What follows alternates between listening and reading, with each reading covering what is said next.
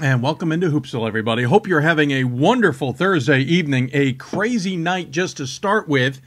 News to get to, number, 4 team in the country? I don't remember where WPI sits in our top 25 right off the top of my head. I will get to that momentarily. But they have lost. Emerson with their second big top 5 win of the season. Coach Jim O'Brien and his squad have now defeated Amherst, who at the time was number 1, and have now defeated WPI. And that is the news we start our day off with. Unbelievable turn of events, to say the least. I am double-checking my scores to be sure. Or I should say my top 25 to be sure. I know I had WPI at around number 3 on my ballot. Doesn't mean that's where they sit. Though, interestingly enough, while I was going through my top 25 last week, I noticed that I think my top 8 were identical to the top 25, and that usually gives me a sense that I'm on track with everybody, or everybody's on track with me. I don't know how you want to look at that. WPI, number 3 in the country. Number 3 in the country loses tonight. Their second loss of the season. That ends, I think, like a 16-game winning streak. Let's see here. No, that ends a 15-game winning streak. They last lost on November 23rd against Castleton State. Tonight's loss, 71-67. Emerson hitting 3 key free throws late in the game to ice that one. So impressive, to say the least, for Emerson, who once again has gotten their fair share of work here against top 5 teams. I mean, remember, Amherst was number 1. Emerson beat them. WPI number 3. Emerson beats them, so impressive to say the least, and hats off to them. We will keep an eye on other scores. A lot of weather delays, as we alluded to, caused some problems here, so we have a lot of games going on. For example, Albertus Magnus is playing Anna Maria tonight, though that game looks to be well in hand at halftime. Albertus Magnus leads by 10. Immaculata and Cabrini was postponed from last night. It's been postponed again. Cabrini having trouble getting power on their campus. You'll know Philadelphia got hit hard. Philadelphia area and Pennsylvania got hit hard with ice storms. I'm actually impressed that Susquehanna came down to Goucher, and Goucher was able to go to Susquehanna yesterday for basketball. And we'll talk about that game in just a little bit. Wesley is playing at York tonight. I want to thank them so much because I would have gone to that last night. Thanks for the delay. So we'll keep an eye on that on the men's side. On women's side, Ramapo is playing Montclair State. FDU Florence playing Manhattanville. Those games are underway, though we don't have any scores from them. Long story. Wesley and York women are playing right now. No surprise there. York women winning easily right now, halfway through the second, 51-33. Also, John Carroll and Heidelberg playing tonight in women's basketball action. That's your top 25 action. We will keep an eye on other scores if they warrant it as well. Lots to talk about tonight. Here's who our guests are, and that'll be the easiest way to talk about it. St. Olaf men's basketball. They are playing extremely good basketball. They are up there with St. Thomas on top of the WIAC or the MIAC right now. We'll talk to their head coach, Dan Kamoski, about that team and how well they are playing. Buffalo State women's basketball coach Susan Rourke will join us. That team also playing good basketball. Tonight, the theme, kind of positioning yourselves for the conference tournaments as we hit the stretch run of a couple weeks left. So these two teams in good position in Buffalo State in the SUNYAC. Scranton men's basketball coach Carl Danzig will join us. Team is now tied for top of the Landmark Conference thanks to, well, they've been tied. Catholic survived against Merchant Marine. Scranton had an easy night of it last night, though they were down. I'm sorry, Merchant Marine and Scranton played last night. I apologize. Scranton came from 10 down to tie that and win it. Olivet women's basketball coach Nicole Burford will join us. That team is playing legit right now. We talked to Olivet's men's coach a week ago tonight on our marathon. We'll talk to the women's coach tonight, just how well they are playing. Certainly nothing to shake a stick at. Also talked to an Olivet supporter who's a big supporter of Hoopsville as well. Talked to Rod Hathaway coming up about his support for Olivet. He chose the perk that allowed him to be a part of the show. We'll talk about that in just a few minutes. Did anyone catch the 4 overtime game last night in Division III? There were a number of double overtime games, including the one I was at. 4 overtimes, Thiel defeats St. Vincent, a St. Vincent squad that had been, looking at maybe, being a top 25 squad, at least getting some votes, if I'm not mistaken. They were not. I apologize. Or maybe they were. They were not even getting it. Oh, yeah, they were. 9 votes. There they were. 9 votes. St. Vincent loses in 4 overtimes. Here's the kicker. Thiel, in the last half of the 4th overtime, was playing with 4 men. Thiel had 7 players foul out due to foul trouble. St. Vincent had 4. We're going to talk to Coach Tim Loomis at Thiel about that game. Unbelievable, to say the least. He was laughing with me on the phone earlier when I congratulated him on winning the game. We'll talk to him about that. And Moravian women's basketball coach Mary Beth Spurk, not only has she won her 600th game, but that team's in good position in the Landmark Conference right now. We'll talk to her about how her Greyhounds are doing. By the way, other big note, Stevens Point loses to Whitewater last night in overtime on the road. Couple things that are interesting to be sure. First and foremost, Nick Bennett, as you heard on Sunday night's show, as Pat Miller was saying, Pat Miller was out due to surgery. Nick Bennett, the former Stevens Point star, led them to 2 national championships along with his teammates, was the head coach last night for Whitewater, defeating his alma mater. The question now becomes, who is the number 1 team in the country when Stevens Point has now lost? I will reiterate the fact that they lost a WIAC game on the road at number 7 Whitewater. There are some who think Cabrini will be by default number 1, but I will even tell you as a top 25 voter who has Stevens Point 1 and Cabrini 2, I'm not sure who I give my number 1 vote to. I can't tell you that I thought Stevens Point would get through the WIAC undefeated this year. I really didn't think, and I thought Whitewater would be the team. Now, if they had lost to La Crosse, if they had lost to Platteville maybe, but definitely lower end, Eau Claire, Stevens Point comes out of my number 1. But they lost to Whitewater on the road in overtime. I don't know if I can knock them for that. Let me flip that around. Cabrini hasn't played anybody legitimate since December. Their conference has been a bit of a cluster, as it always is. Gwen and Mercy certainly gave them a run, but they weren't playing with Aaron Walton Moss. I know Aaron Walton Moss has been practicing at least walkthrough stuff, has not played as yet. The weather delays have certainly helped him here. Remember, they had a weather delay on Monday, canceling their Wesley game. They're never going to make that up. They then had a weather delay last night, delaying their Immaculata game. That was delayed to today, and now that has been postponed. So Aaron Walton Moss is getting a chance to rest up here. I don't know if I can say Cabrini playing Whitewater would have not the same result, that Cabrini would lose to Whitewater on the road in that game. I'm not saying Whitewater is better than Stevens Point and Cabrini. Stevens Point and Whitewater have now split. I'm not going to move Whitewater ahead of Cabrini necessarily, because Cabrini is, I think, the only undefeated team left in men's basketball.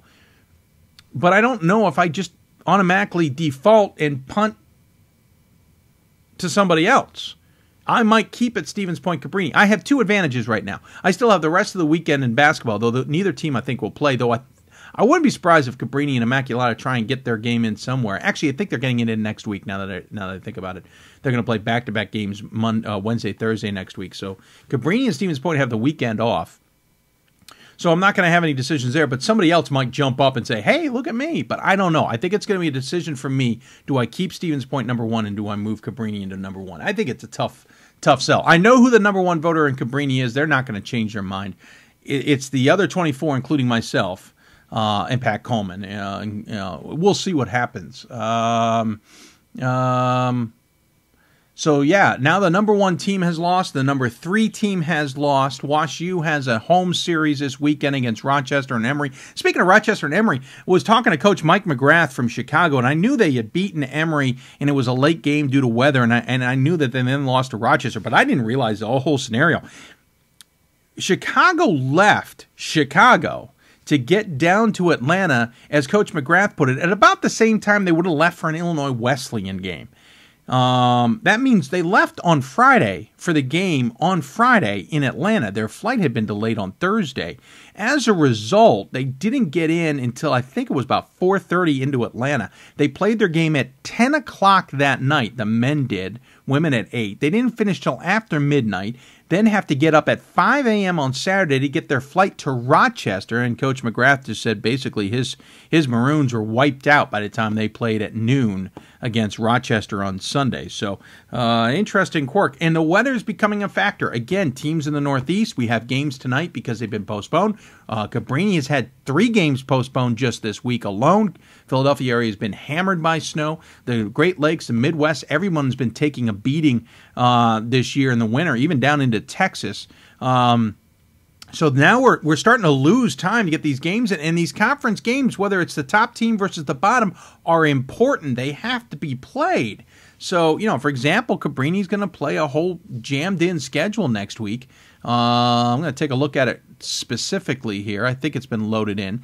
So postponed on Monday, postponed on Wednesday, postponed on Thursday. That game's now made up for next week. So Cabrini next week. This is Cabrini's schedule, and if they get through this, they will at least tell you something about their team. They play Cairn in conference play on Monday. They will play Centenary in New Jersey in conference play on Wednesday. They will play Immaculata in conference play on Thursday, and Baptist Bible on Saturday. That's 4 games next week. Monday, Wednesday, Thursday, Saturday. Their days off will be Tuesday and Friday.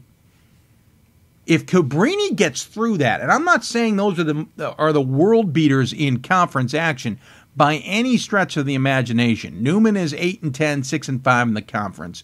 Baptist Bible 7-12, 4-8. Centenary's 4-15, 3-9, and Cairn's 1-18, 1-11.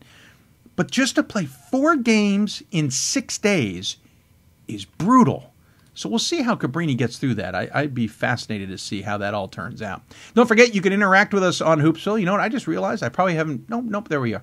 You can interact with us on Hoopsville via Twitter at D3Hoopsville or hashtag Hoopsville, on email at hoopsville@d3hoops.com, and of course on Facebook at facebook.com/Hoopsville. You'll try and take your questions however you present them to us. You can even ask questions of our guests as well, and we certainly encourage you to do that. Having some technical difficulties tonight only because we are improving the show per the Hoopsville Fundraising Project, and we thank everybody who's been a part of that. Hoopsville Fundraising Project has a few days left, just a few days left, and we certainly thank everybody. We are our goal was $10,000. We're now at $11,410. By the way, speaking of WPI, unfortunately, someone, if you're looking to get a good burger, has swooped up the Bartley's Burger Cottage deal. So we congratulate them on that. But there are some perks available. Right now, the campaign runs through Sunday midnight Pacific time. So you have a chance to still contribute if you have not. All of the we have had 105 donations so far, and we appreciate everybody who has done so. Anybody who's missed out, you've got time to do so. Please let us know. I've even debated about extending the fundraiser a little bit further, but the problem is if you pay a credit card or anything to that fundraiser, we don't get the money until the fundraiser ends, and it's still about 2 weeks at the most until we'll get it. So we don't want to delay being able to upgrade things, and so we will see what happens down the road, but most likely we may extend it a couple days, but probably not. So you've got till Sunday at midnight Eastern time. We're going to take a break. When we come back, we're going to jump out into the West region and into Minnesota. Speaking of bad weather, it has been frigidly cold in Minnesota. We're going to talk to their St. Olaf's men's basketball head coach, Dan Kosmowski, about his team and how they are playing and how they're surprising the MIAC, to be sure. And plenty more. Again, if you have questions for us, tweet us at D3Hoopsville or hashtag Hoopsville. Email us at hoopsville@d3hoops.com or on Facebook at facebook.com/Hoopsville. You listen to Hoopsville, presented by D3Hoops.com and the National Association of Basketball Coaches. We'll be back right after this. Division III schools offer academic scholarships instead of athletic scholarships. This really puts the focus that the student athlete needs to maintain that GPA. I did receive a non-athletic scholarship upon entering school. I got the presidential scholarship, which was huge for me. I think there's more opportunities for academic scholarships in Division III. A lot of people pick schools just based on the sport and don't get that experience. Being a Division III athlete and developing my leadership skills has definitely put my name out there and helped me get more recognition on campus, but more recognition nationwide. I did win the Jostens Trophy, which is based on leadership, academics, and then how well you do on the court. I'm also the Schwartz Scholar of my class. Schwartz Scholarship is basically a scholarship that is given to a student who's identified as a likely leader. And the end of the day, it won't matter how they play on the field, it will matter how they do in the classroom.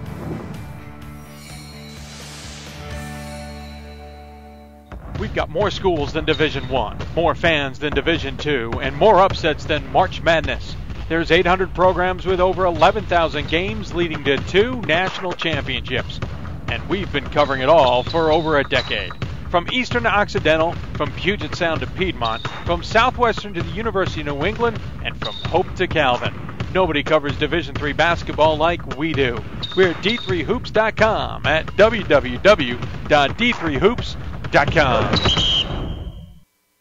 Every season starts with hope and a dream to play for the ultimate title, to become NCAA national champions. And you can experience it live at the 2014 NCAA Division III Men's Basketball Championship, March 21st and 22nd in Salem, Virginia, hosted by the Old Dominion Athletic Conference and the City of Salem. Affordable tickets now available. Visit ncaa.com/tickets today and make a date with champions.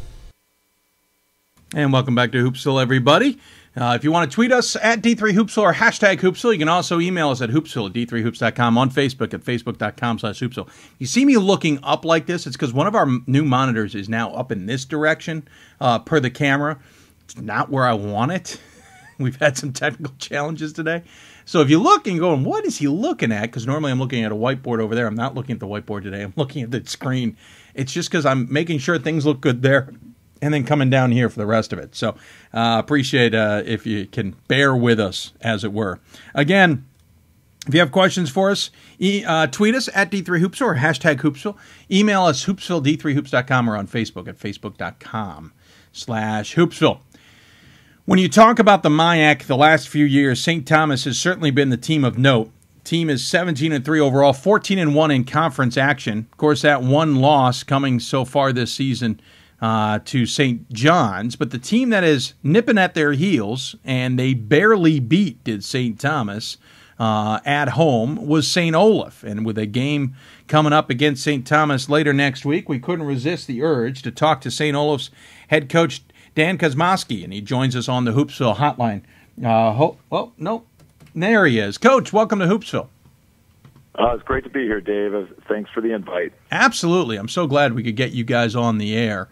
First and foremost, 16-4 on the season. This is considering last year you were 9-16 and 16-10 the year before, 17-9 the year before that. But you're usually about a 500 team. You guys are 16-4, 13-2 in conference play. This is a great season for the Olds basketball team. Yeah, it is.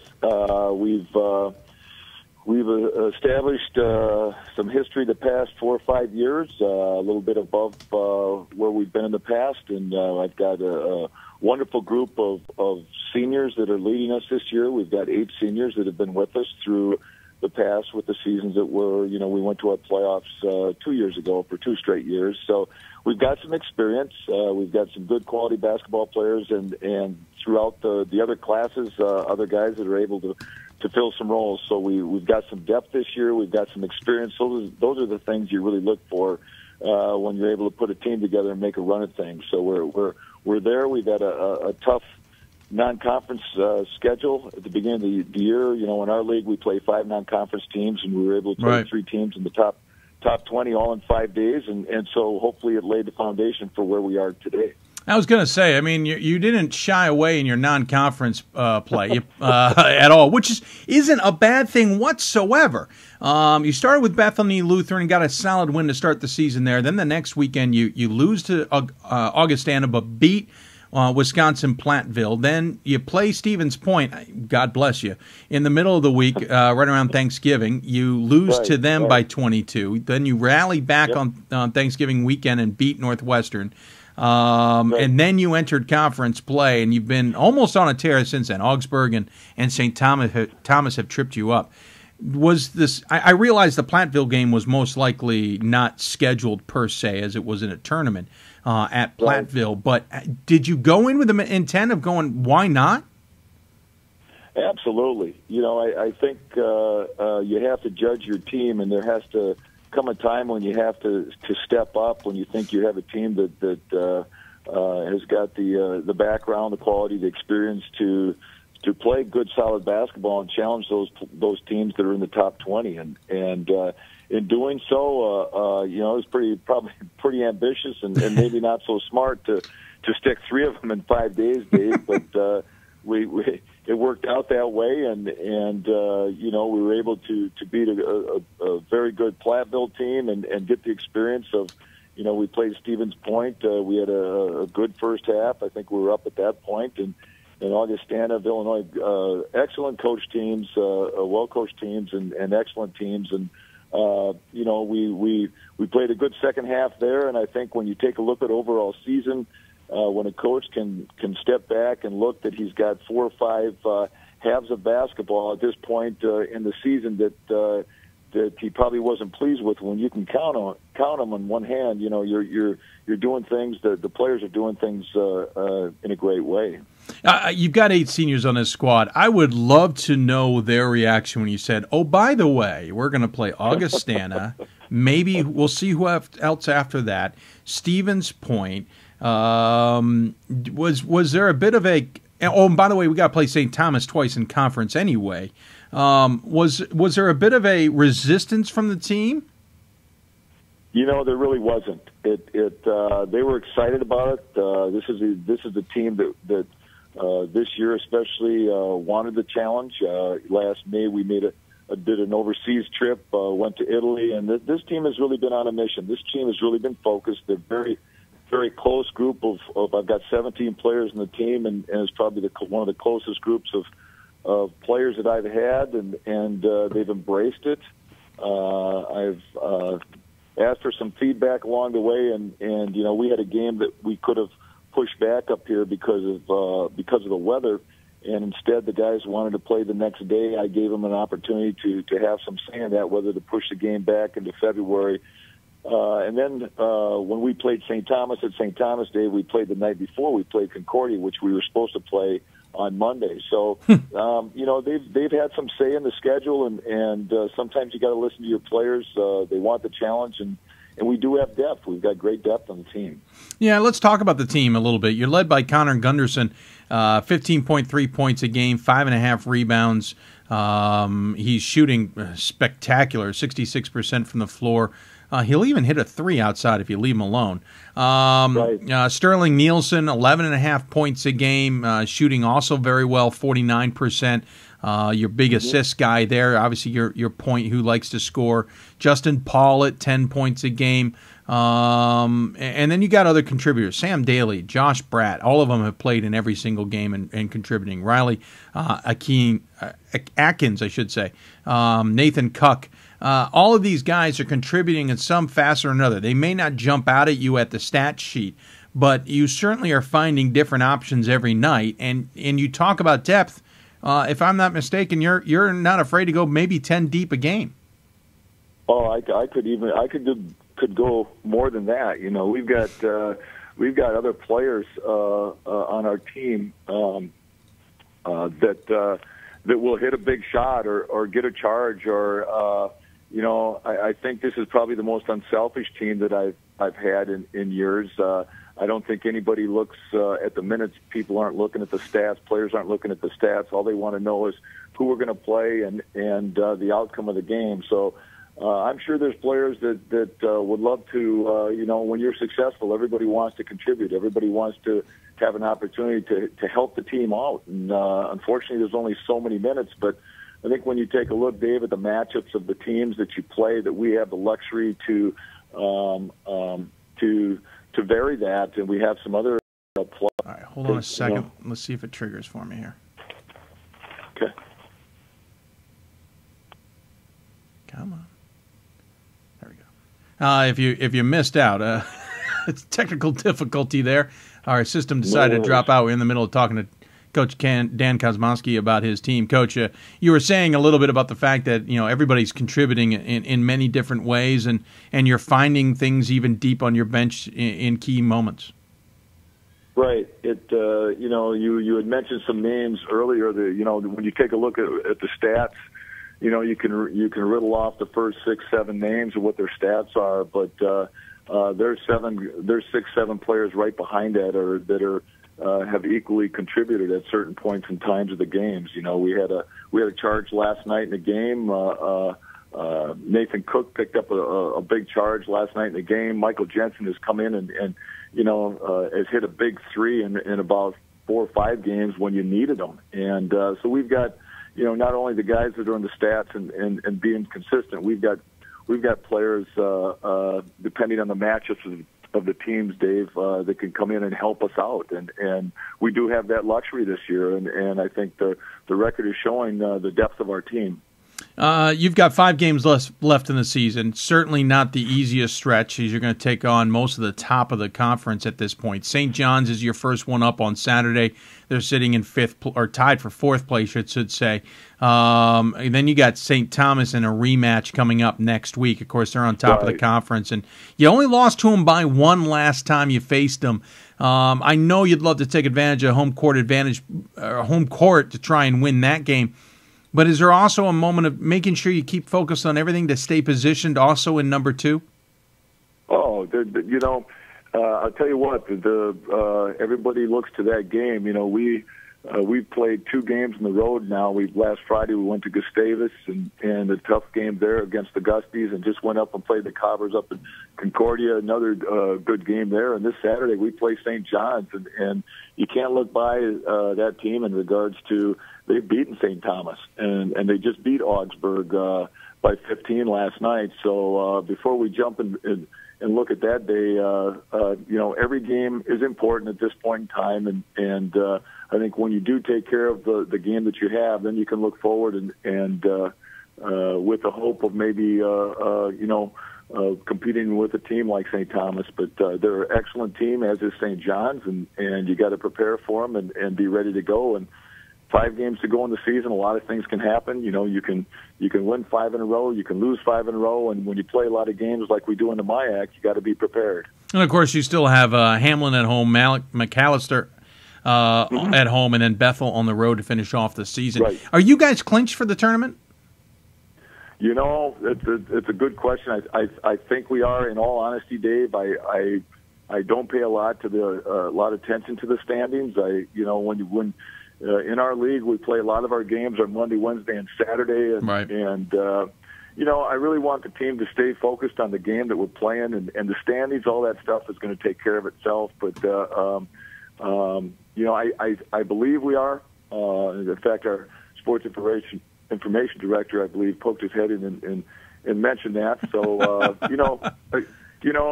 again, it's fun for the players, it's fun for the fans to look at it. But as a coach, you got to.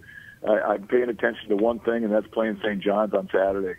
Well, congratulations on a terrific season, to say the least. 16-4. The last time you guys had this great a season, it was 17-9 a couple years ago, and honestly, that's the best season under your tutelage. I know you're enjoying this one as you guys look forward to not only the conference tournament, but maybe even the NCAA tournament.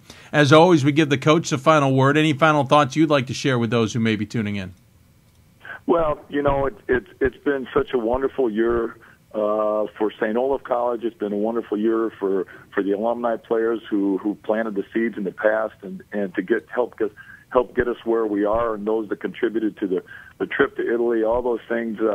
I think when you look at coaching, Dave, you take a look at the players and how they develop over the course of time, and we do have excellent young players in the program, but watching the seniors go out, it's great to know that their investments, the hard work they put in on and off the court, you see those results, and we got such a close group of players. Like I said, it may be the closest group of players that I've ever been a part of. I'm honored to coach these kids, and hopefully we can finish strong here in the next 2-3 weeks. You're going to have a really long senior day celebration. Oh, boy. I don't even want to think about it, Dave. I get emotional when it gets to those days because, people don't understand that in our sport, we coach these kids for outside the season, no question about it. But you're on the floor with these young men, 5 months out of the year, and you develop a relationship. You develop a closeness that outside the family, you spend more time with your players than you do sometimes your own family, and you do develop a relationship. You do develop a bond that lasts a lifetime, and that's what we do as coaches. We're here to help. We're here to coach, to serve, and when you watch these guys go out the door, no one can be more proud than the coach. Well, congratulations, especially Connor Gunderson on his 1,000th point. Good luck the rest of the way, Coach. Thanks for appearing on the show, and we'll talk to you soon. Great. Thanks for inviting Dave, and we're looking forward to the next 2 weeks. Thank you very much. Absolutely, I'm sure you are. Take care. Okay, bye-bye. Dan Kosmowski again joining us from St. Olaf. The Ols again 16-4 overall, 13-2 in conference play. They got St. John's on the road coming up on Saturday. Then next week they're home against St. Thomas and Hamlin, and finish off the season at home against McAllister and Bethel.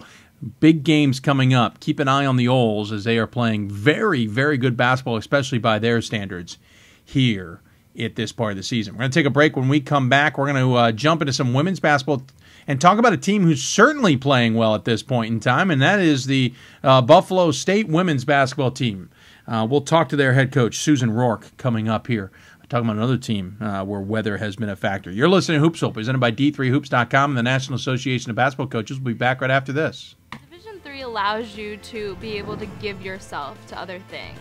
Not even just participate in them, but really get involved with them if you want to. There's a lot of interaction. It's not just sitting back, taking notes.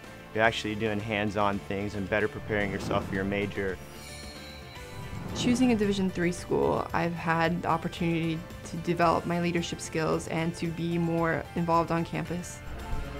Division III in athletics, affords students the opportunity not only to participate in intercollegiate athletics at a competitive level, but also gives them the opportunity to, engage in the other interests in their campus and in their lives outside of that sport and outside of the academics on the campus. And to have opportunity to have time to join clubs and being able to play basketball, it allows you to just be able to do everything you want to do. I wouldn't change it for the world. We've got more schools than Division I, more fans than Division II, and more upsets than March Madness. There's 800 programs with over 11,000 games leading to 2 national championships. And we've been covering it all for over a decade. From Eastern to Occidental, from Puget Sound to Piedmont, from Southwestern to the University of New England, and from Hope to Calvin. Nobody covers Division III basketball like we do. We're at D3Hoops.com at www.D3Hoops.com.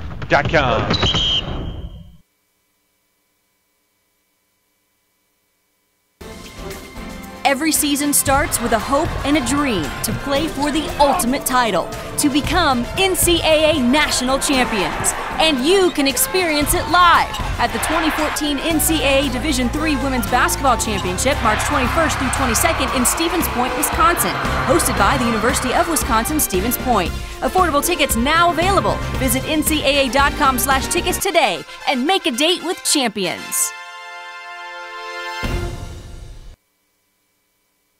And welcome back to Hoopsville, everybody. Hope you're enjoying the show. It is a crazy Thursday. Big news off the top. WPI men's basketball losing to Emerson. Emerson has now beaten the number 1 team, Amherst, when they played them. And they have are beaten now the number 3 team in the country. 2 top 3 teams gone down at the hands of Emerson this season. Congratulations to them. There are other scores we'll keep abreast of. We will certainly keep an eye on those and let you know about them as we move on, but we have plenty more to talk about, and we want to get right to the Hoopsville hotline as we're running just a little bit behind here. And so we're going to switch into gears and talk women's basketball action. And joining us on the Hoopsville hotline is Susan Rourke from the Buffalo State women's basketball team. Coach, welcome to Hoopsville. Thank you. Thanks for having me. Absolutely. Appreciate you taking the time to join us. This is a team that's playing, we would have to say, pretty good basketball at this point in time. I'm sure you would say you're playing pretty good basketball. Yeah, we're definitely pleased with where we're at in the season so far. We've got 6 tough conference games ahead of us, so just trying to stay focused for each one of those. Well, 16-3 on the season, 11-1 in SUNYAC play at this point in time. Did you expect you guys would be in this position considering the season you had last year at 13-12? We were optimistic. We had one of our starters, Stacey McElroy, return to the team after a year off, and we knew she brought us some scoring power coming into the season. So we were definitely optimistic of what we thought the season could be for us. The team is sitting on top of the SUNYAC, obviously, by 2 games over Plattsburgh. And certainly more basketball to be played. You also have a sizable lead on Oneonta and Geneseo. Of course, lots of teams haven't played an even amount of games for varying reasons. Weather has been one of the bigger factors. You got 2 games on the road this weekend: New Paltz State and Oneonta State, and then at home Brockport State and Geneseo State next weekend before finishing the following weekend against Potsdam. And of course, you'll play Plattsburgh in the final game of the regular season, which could have a lot on the line. What's the focus for your team, at least from your point of view? What's the message? Yeah, we know we've got a tough schedule in front of us with 4 out of the 6 remaining on the road, and definitely some tough places to play in some of the top teams in the conference yet. So, our big focus right now is really looking at the opponent we have next. We play New Paltz tomorrow. They are playing much better basketball right now than they did in the beginning of the year, and they actually won 2 of their last 3 games. So right now our big focus is take it 1 game at a time and get ready for that next opponent.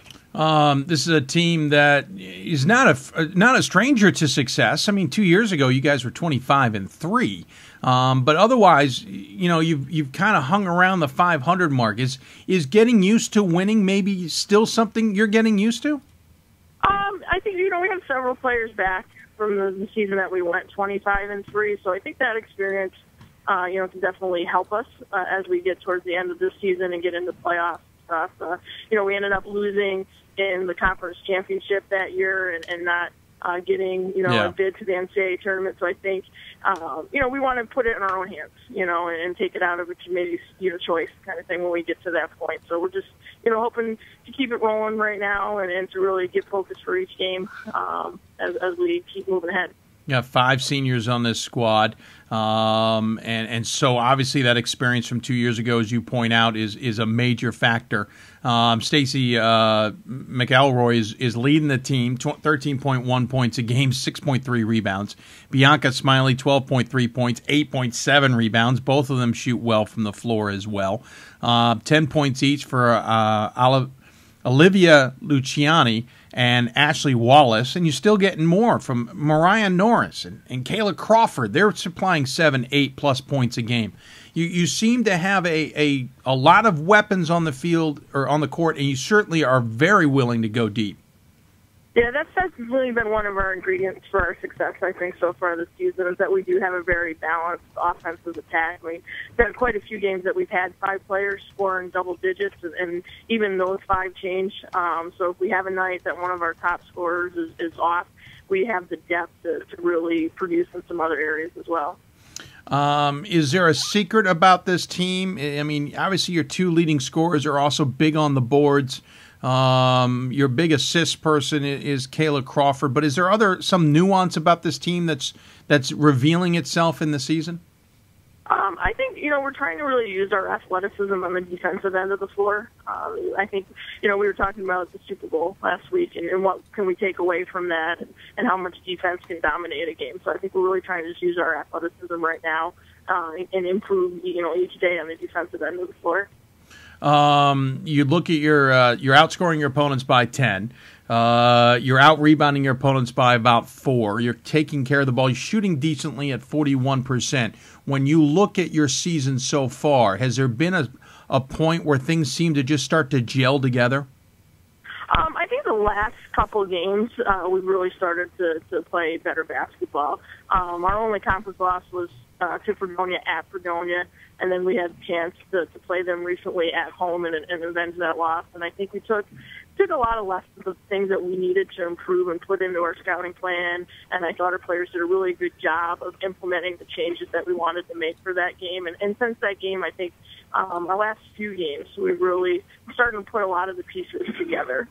Love to know your take on 3 significant games. Obviously, you lose to Rochester earlier in the season, 63-57.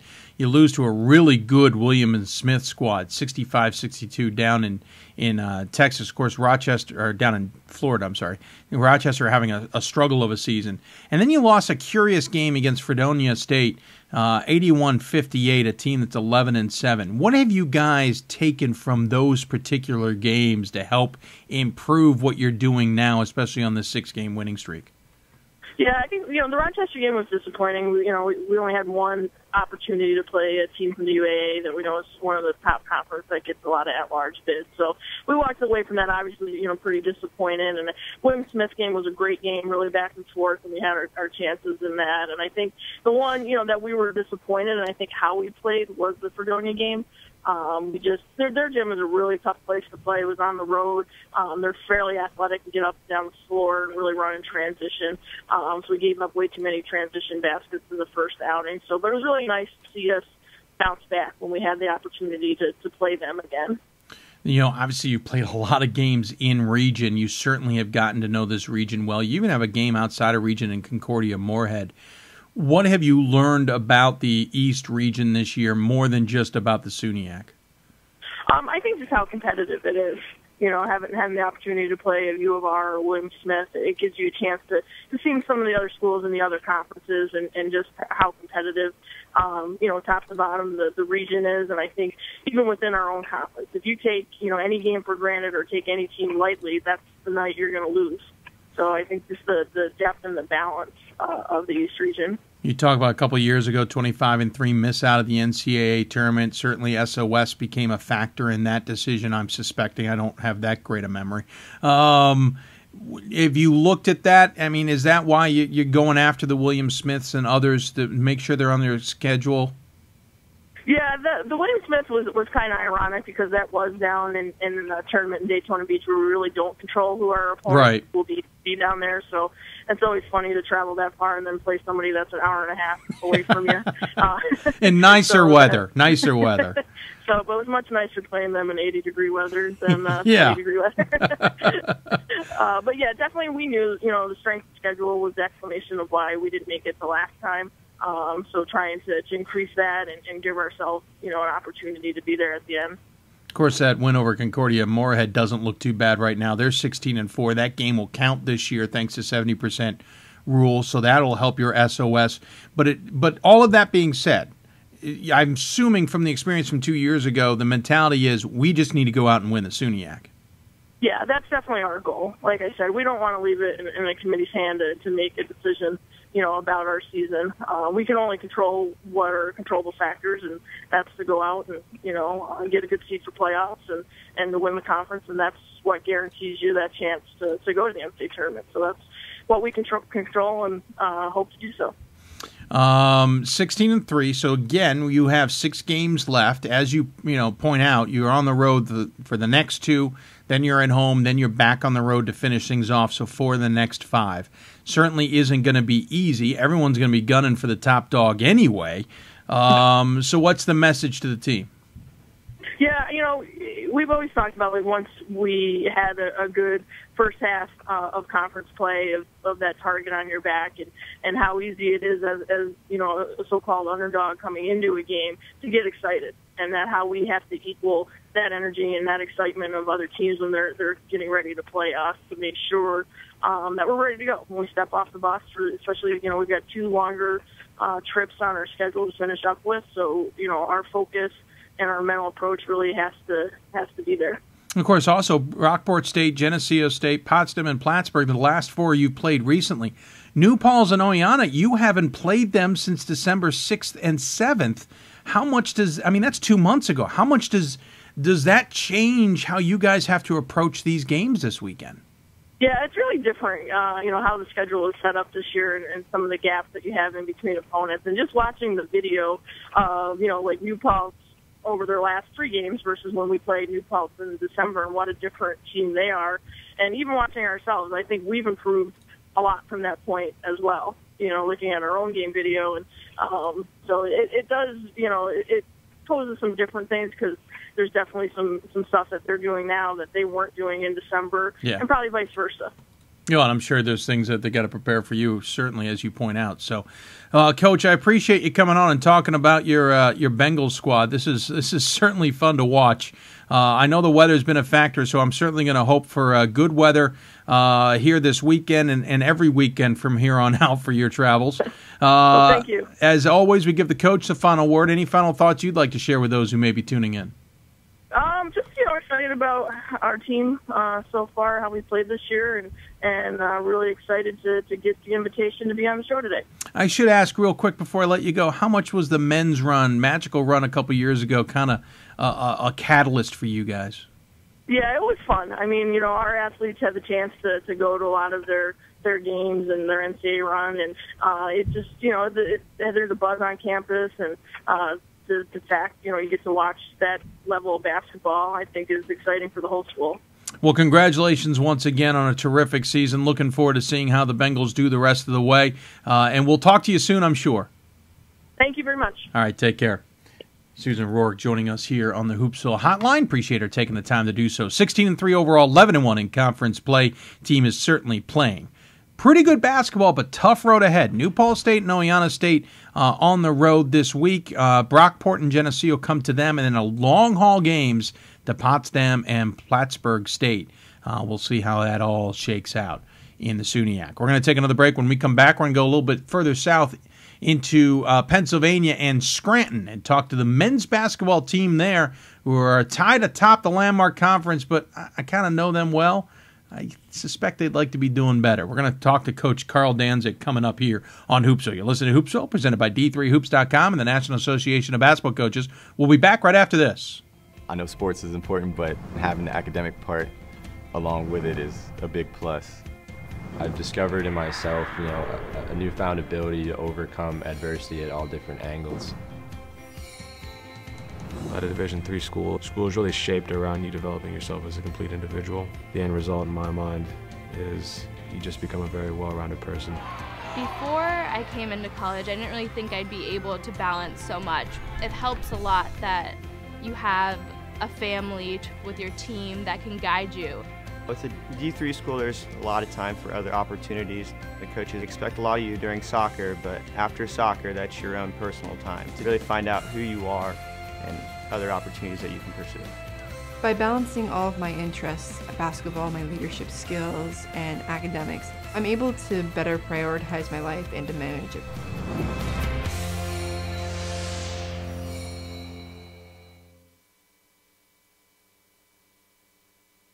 We've got more schools than Division I, more fans than Division II, and more upsets than March Madness. There's 800 programs with over 11,000 games leading to 2 national championships. And we've been covering it all for over a decade. From Eastern to Occidental, from Puget Sound to Piedmont, from Southwestern to the University of New England, and from Hope to Calvin. Nobody covers Division III basketball like we do. We're at D3Hoops.com at www.d3hoops.com. Every season starts with hope and a dream to play for the ultimate title, to become NCAA national champions. And you can experience it live at the 2014 NCAA Division III Men's Basketball Championship, March 21st and 22nd in Salem, Virginia, hosted by the Old Dominion Athletic Conference and the City of Salem. Affordable tickets now available. Visit ncaa.com/tickets today and make a date with champions. And welcome back to Hoopsville, everybody. Broadcasting, as always, on Thursdays. We broadcast Sundays and Thursdays, 7 to 9 p.m. Eastern Time. If you ever want to tune into the show, of course, if you missed any of it, you can always watch the archives. They're available even while we're on the air, believe it or not. Our great streaming partner now with YouTube allows you to act like a DVR, as it were. Want to remind everybody about the Hoopsville fundraising campaign. I have noticed that it has gone up, I think, $60 since we last talked, which I want to thank whoever that was. We'll have to check our email here. We are up to $11,470 raised in just 25 days. Got 3 days left in the Hoopsville fundraising project, and we certainly hope you'll take the time to consider contributing to the cause as we try to improve the show, even travel much more than we ever have. taking the show to your favorite campus maybe, or a tournament or event, et cetera, et cetera. So please consider contributing along the way. We've had a number of people do it, and we certainly appreciate it. Again, during the show here, we had a wonderful contribution, and we certainly appreciate that coming in as well. There's perks there. You can get Hoopsville t-shirts if you donate enough, et cetera, et cetera. So please go to our Twitter page. We'll tweet out something here shortly about it. Also go to our d3hoops.com page for more information. Going to go to the Mid-Atlantic region now and talk men's basketball. And one of the teams who, shockingly, is always on top of the Landmark Conference, and once again is this year, and that is Scranton. And their men's basketball coach, Carl Danzig, joins us on the show. Coach, welcome to the show once again. Thanks for having me, Dave. Always a pleasure. I appreciate you taking the time. You guys had the audacity of having a game that I was not able to make this year, so I'm a little disappointed in you. Of course, it had nothing to do with you. But the team is 17-3 overall. You guys are 7-2 in conference action. We'll get to a lot of the conference stuff in a bit. Your 3 losses this year to Cabrini. Merchant Marine tripped you up at home. I know that had a lot of people wondering what the heck was going on. And then you lost to Juniata, also at home by 1. You've revenged the Juniata loss at least. How's the season gone, though, from your point of view? Well, I'm very pleased. And, what we try to do here is make it a progression. You don't want to peak too soon, and certainly the last thing you want to do is lose conference games, but that's all part of losing is all part of getting better. You got to lose a few games to learn what your weaknesses are, and certainly Merchant Marine showed us some things, as well as Juniata, and we definitely improved from those 2 losses.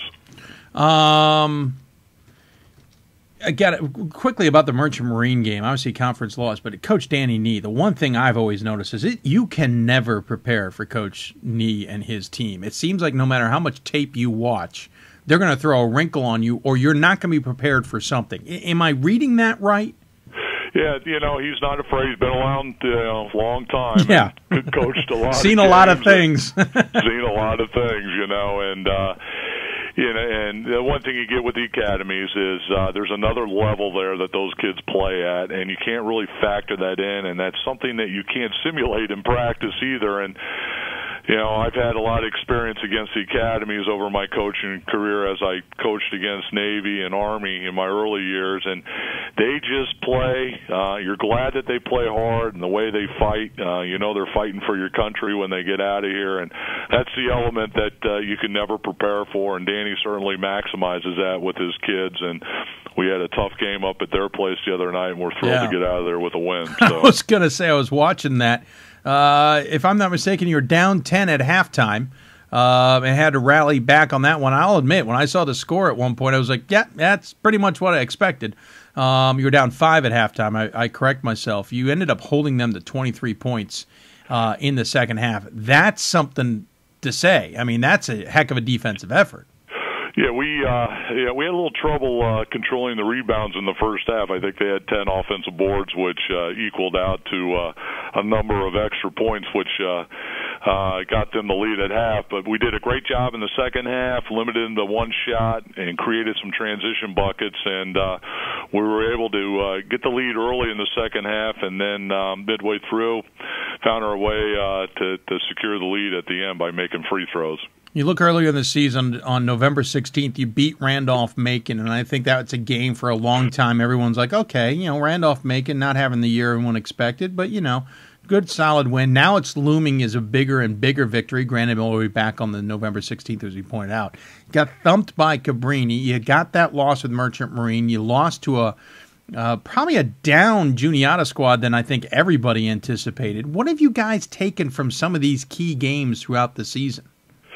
Well, we've tried over the years to, you got to play competitive schedules and our games, and Macon's definitely, their strength of schedule I think is 40 or something right now, and and they had a very challenging schedule early on, and they lost a few games, but you can see those losses, they've improved from them, and they're right where they need to be now, knocking on the outside, getting in under the 25, and You know what? Every game, Cabrini go down there. The only thing we did bad there is we didn't take care of the ball. Both teams shot great. We were, we only lost the game at the end there where we just kind of ran out of gas. But we've had success with them over the years and feel good about that. And it's a great rivalry with Marcus and his group. But every team presents an obstacle, and everybody prepares. Everybody's a good coach, and the bottom line is who can take care of the ball and who can make more shots than the other team, and that's really what it comes down to. So. You've got 5 seniors technically on the squad, 3 of them eligibility-wise, 2 more are junior in eligibility, but senior class. And almost all of them, along with the underclassmen, are contributing. Of course, led by your son, Ross Danzig. No shock there. 21.8 points a game, 7.5 rebounds. I think that one's what that jumps out at me. Brendan Boken, 16.3 and 7.5 rebounds. Tommy Morgan, 12.8 points, 5.8 rebounds, and 11.1 from Justin Klingman. And, of course, you're getting 8.5 points from Michael Barr as well. You seem to have maybe a touch more depth this season than I'm used to seeing. Though, that being said, only 6 guys have played every game this season. What's been the secret, or what's been the secret sauce, as it were, for this squad? Well, this is you hear it all the time. It's a close group, and we've played any combination of 10 kids over the season.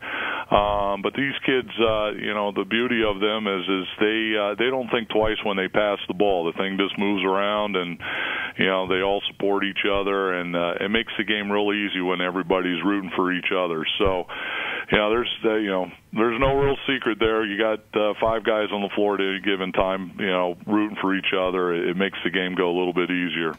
I got to ask you about the conference, because it seems to me, and obviously I know the conference well, that this conference has been on the doorstep of doing something great, and something's always gotten in the way. Catholic last year, unfortunately, scheduling in the NCAA tournament matched them up against Williams in the second round, and then they suffer an injury, which probably derails that whole hope.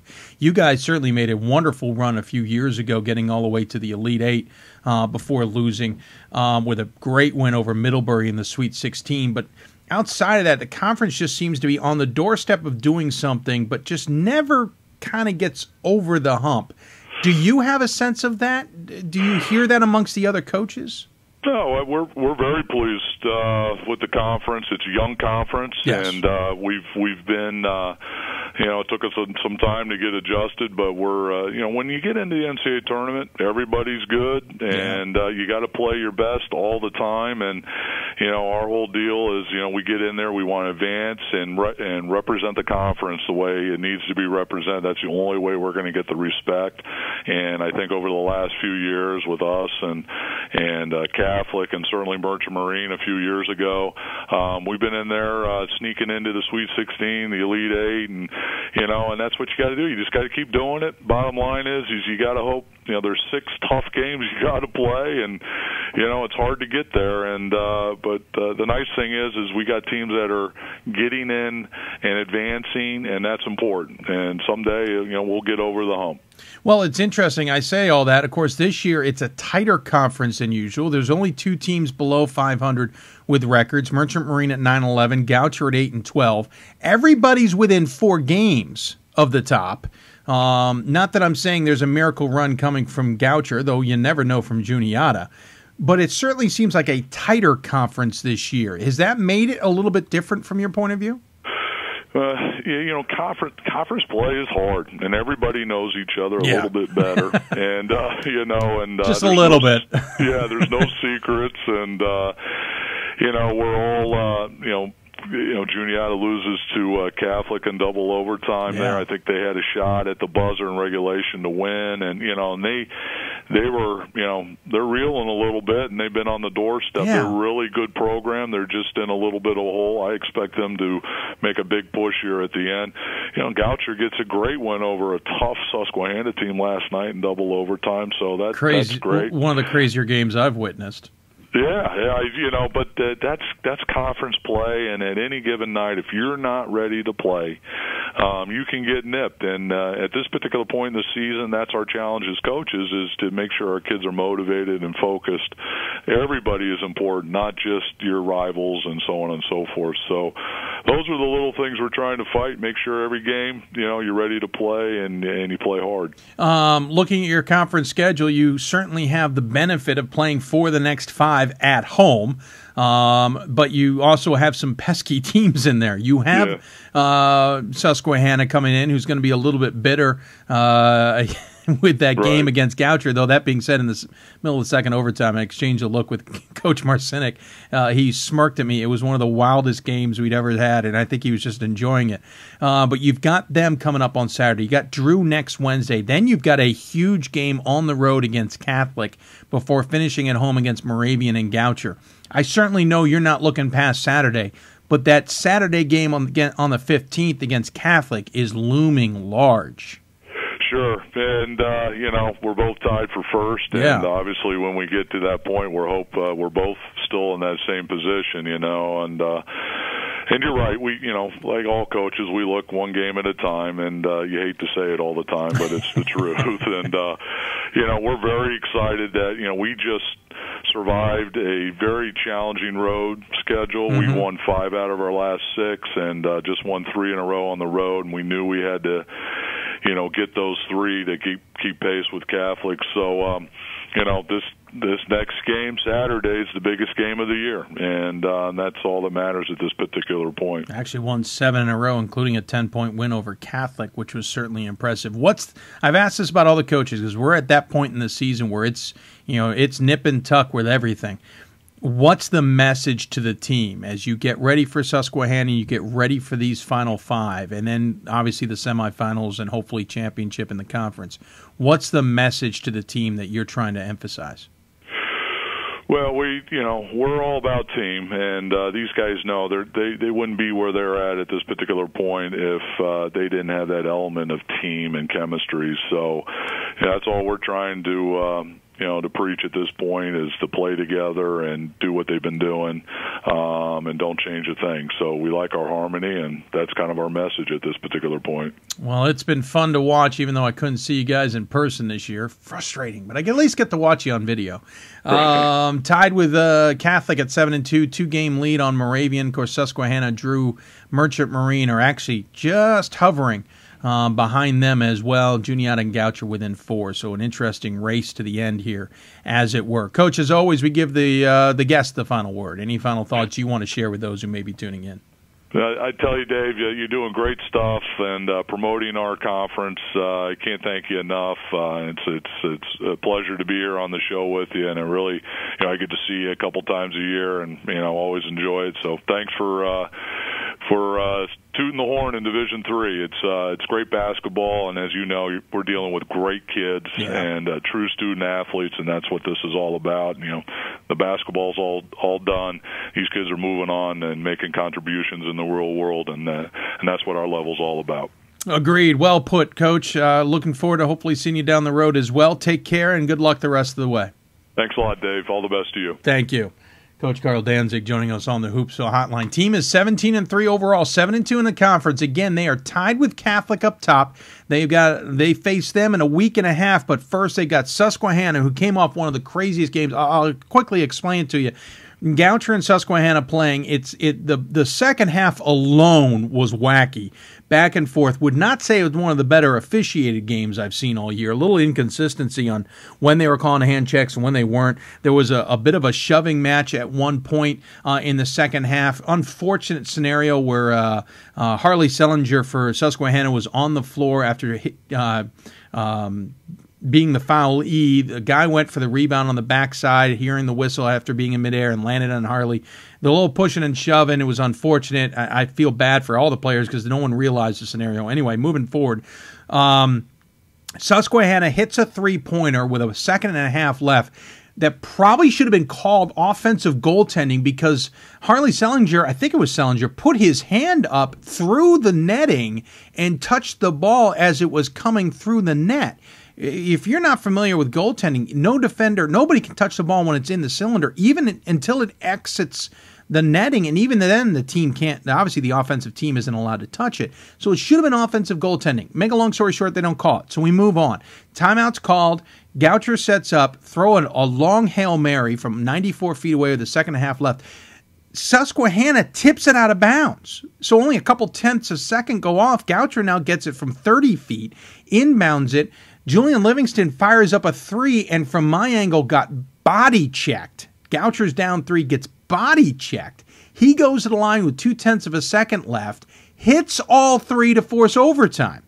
That's how crazy this was. Susquehanna then misses a layup in the first overtime and a tip-in that would have won the game. Goucher then wins it with 0.3 seconds on the clock in the second overtime. That doesn't even describe all the craziness in between. I did exchange a look from Coach Frank Marcinick halfway through the second overtime. He just had a smile on his face like, can you believe this? So it was a wacky game. Of course, it doesn't wacky as much as the Thiel St. Vincent game. We'll talk about that coming up in a little bit. We're going to get to break, though, because Olivet women's basketball is our school of the week, and they are awaiting our call. And we would love to talk to them about their season. You're listening to Hoopsville, presented by D3Hoops.com and the National Association of Basketball Coaches. When we return, we'll talk, like I said, Olivet women's basketball. Talk about another team positioning itself well for conference and maybe NCAA tournament action. We'll be back right after this.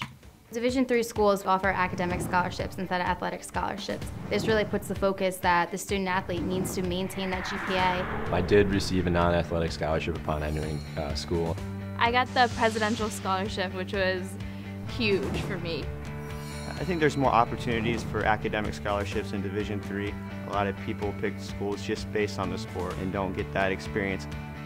Being a Division III athlete and developing my leadership skills has definitely put my name out there and helped me get more recognition on campus, but more recognition nationwide. I did win the Jostens Trophy, which is based on leadership, academics, and then how well you do on the court. I'm also the Schwartz Scholar of my class. Schwartz Scholarship is basically a scholarship that is given to a student who's identified as a likely leader. At the end of the day, it won't matter how they play on the field, it will matter how they do in the classroom.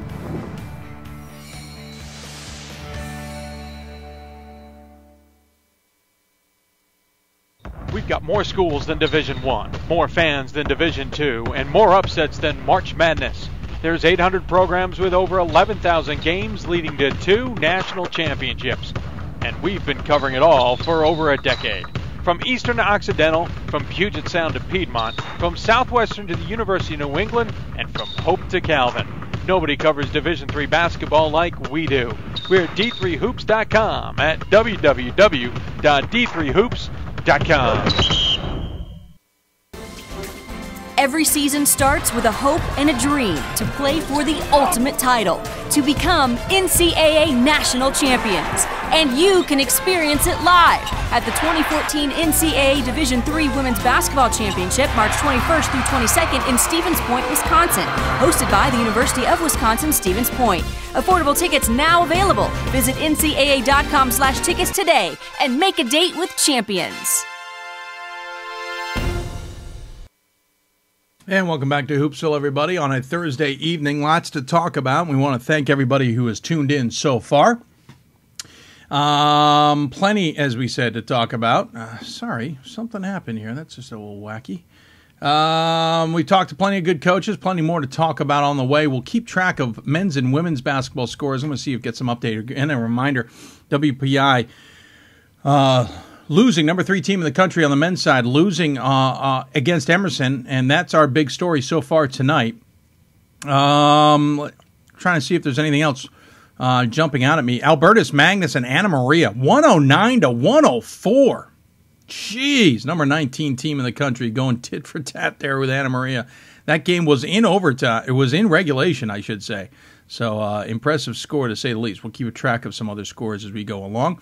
If you have any questions for us, tweet us at Hoopsville at D3Hoops.com or use the hashtag Hoopsville. You can also join us on email, Hoopsville at D3Hoops.com. Sorry, we're having some technical difficulties tonight with a brand new computer. I overdid myself. I tried to get a little too fancy and do some stuff today, and it has backfired on me big time. And so if you, again, facebook.com/Hoopsville questions as well. You can also join us on email. You can email us, I should say, hoopsville@d3hoops.com. It's about time we jumped into the Mid-Atlantic, or the Great Lakes region, I should say. Wow, can't keep a track of anything today. And we're going to talk women's basketball, and joining us on the Hoopsville hotline is Olivet women's basketball coach Nicole Burford. Coach, welcome to Hoopsville.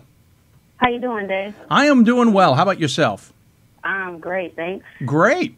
Team is 18-3 overall. You're ranked 23 in the country in the D3Hoops.com poll. You're playing very good basketball, to say the least.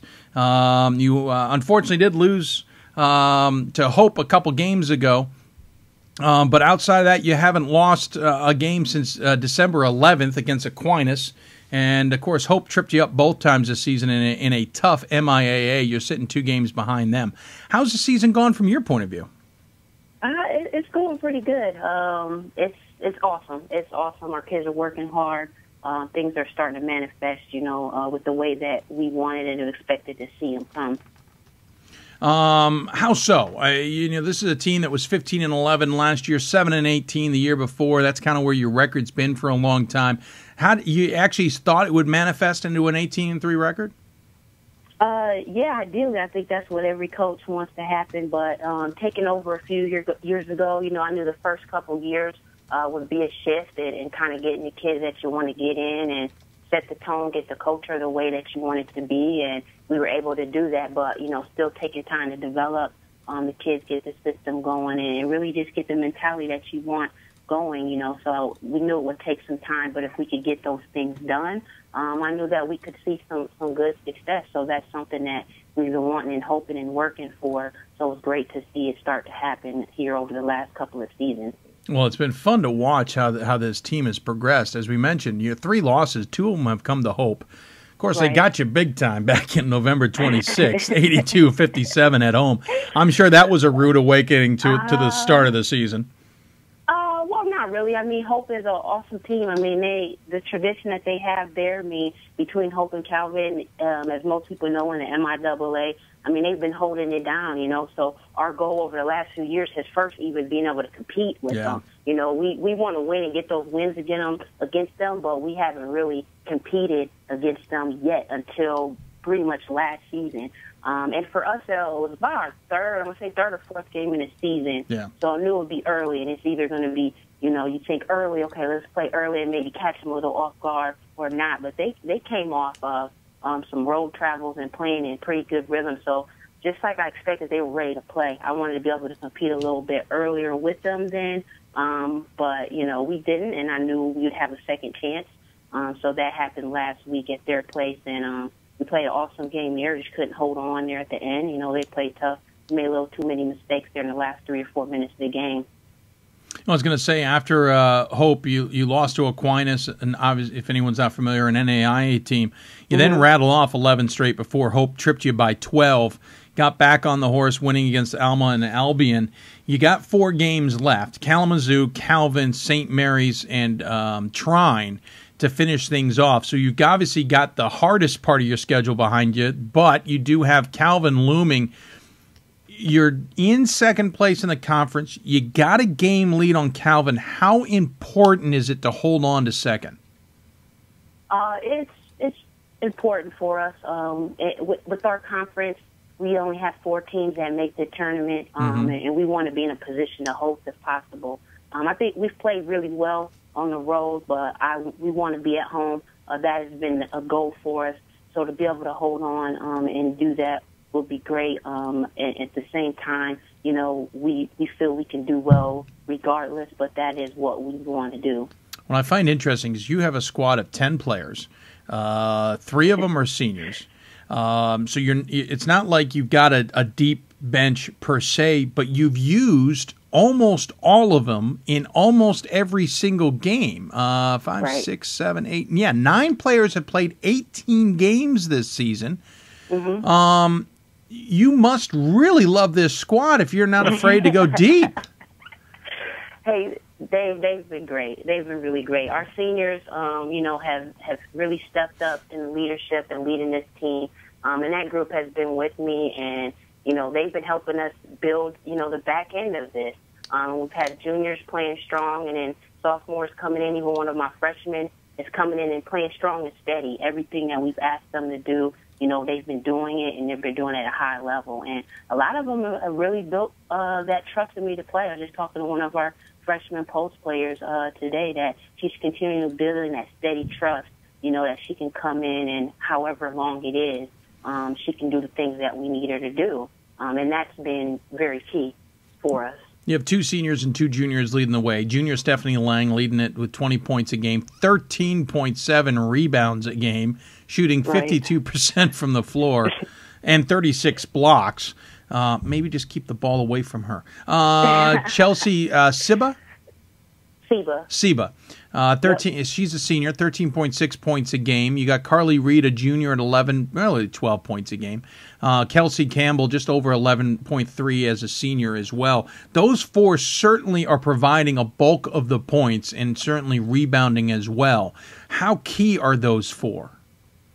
They're all very key, and you could throw Heather in there as well. She's our other starter because she's that dirty work player. She guards the best scorer every game, and I mean she's pretty close to sometimes getting double-doubles, whether it be 10 points, 11 rebounds.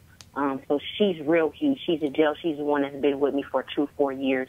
And then everyone else around her are 2 guards, seniors that you mentioned, Kelsey Campbell and Chelsea Siba. Both of them can do a lot for us on the floor, offensively as well as defensively. I mean, they're very versatile in their game, so it's not like they just shoot threes or they just drive. They can do a lot, and they do a lot on the defensive end. And then Steph and Carly as juniors are my starting posts, and they play well together. They're all they're not selfish at all. They want to share the ball. But our post players, they work well together in the post. They score, they rebound, they defend. So, yeah, it is huge with Steph because she does have 18. I think she leads the NCAA D3 at least with women's with double-doubles per game at 18 right now. But, again, even our game last night, all of our starters were in double digits, I believe, scoring. We had at least 2 who had a double-double, and the other 3 were pretty close to it. So we can be pretty balanced, and that's when we're our best. So even with her in or out the game, the other 4 as well have shown that they can have big games for us. You have a team that's got a breakthrough season for all intensive purposes. You sit here with 3 seniors on a 10-member squad team. Is there a little feeling like you need to take advantage of this opportunity? Yeah, I think anytime. You always do. It's not easy, to do. I watch Hope and Calvin do this year after year, and it seems like, man, they could just do it. But it's not easy. It's not easy for them. So anytime you have this opportunity, you want to take advantage. Especially I want to for this group and that group of seniors. They've worked so hard and done so much for the program. You want to see them to be able to finish out, at the top. It's whatever that takes us as far as that we can go. So you want to do it now while you have the chance because it doesn't come easy. I got an email from someone on your inner sanctum of the team who said you got to know who the funniest girl on the team is. Okay. A funniest girl, well, that's hard. We have a lot of funny people. Just the team from coaches down. I mean, you talked to Coach Cole, our men's coach, last week. So yes. There's some funny stuff out of that. But from the coaches on down, I mean, both my assistants are hilarious. But if I had to pick one player, I'd probably have to pick freshman Gabby, number 52, G-Baby, Gabatron. She's got like 20 nicknames, Puff Gabby. It goes on and on. I mean, she's hilarious. She's a great kid. Freight Train, we just named her Freight Train the other day. Hurricane. I mean, she's one of those kids that, yes, she can play for you. When it comes to basketball, she's a freshman. She can play for you. But just having her around, we talk about D3 basketball, and that it's more, for these kids than just that. So she's that kid that, you're happy to see every day. She's going to make you and everybody laugh. She keeps it lighthearted, especially when, you won't be serious now. Yeah, we're in this big moment, but, we're not going to get in over our heads. We're going to enjoy it. We're going to have fun. And she's usually part of that. She can joke about, being in a stat line and leading in fouls. We didn't foul out, you know, being the kid that when she hits the floor, she can slide the farthest. So, you know, she got a great sense of humor. So I'll probably say Gabby's a funny. She's probably taken about 52 selfies of herself today with other people in the background, even though that's really not selfies. So, you know, that's D, baby. That's Gabatron. Very nice. Hey, you've got the day off this weekend. You don't have another game till Wednesday. What's the mentality with the team to keep them fresh, but at the same time take advantage of the rest opportunity? Right. Yeah, we're not off. We can't be off. You know that's the first question after last night's game. Some of them are probably thinking, like, okay, she's going to give us tomorrow off, or she's going to give us Friday. Nope, we're going both days. We went today. They'll have Saturday off though. But yeah, we want to keep them fresh. Because again, you talked about my lineup, you know, so 10, you know, and a lot of our starters do play a lot of minutes, so we'll give them some rest. But keep them fresh. I don't want to get sluggish, you know. Last week I gave them a day off. You know, they played so hard. They spent so much energy down at Hope. And I know we were tired, you know, so I gave them a day off. But then we were sluggish when we came back. And I'm like, no, we can't do that. At least I have to see. We got to watch film. We got to do something. So we have to stay fresh because we have good momentum. We're playing well. I want to keep the rhythm, especially things like shooting and some things that we're trying to do. So we won't be off. And you mentioned Calvin, but we got a tough game Wednesday. You know, both of those games next week are going to be tough and very important. So they both still play this week, and we got to keep our rhythm. So we'll be doing something. Hey, Coach, you are our School of the Week pick this week. So if you don't mind, we have a little fun with this. We have a little bit of trivia that we ask our coaches. I want to give a shout-out to your SID, good friend of the show, Jeff Henson, who helped me out with this, so please have fun. It's either about the history of the school, the history of the athletics department, even the history of your program. So we'll have a little fun with this and see how you do, okay? All right. All right, before coming to Michigan to start Olivet College, what other Division III school did John J. Shippard start?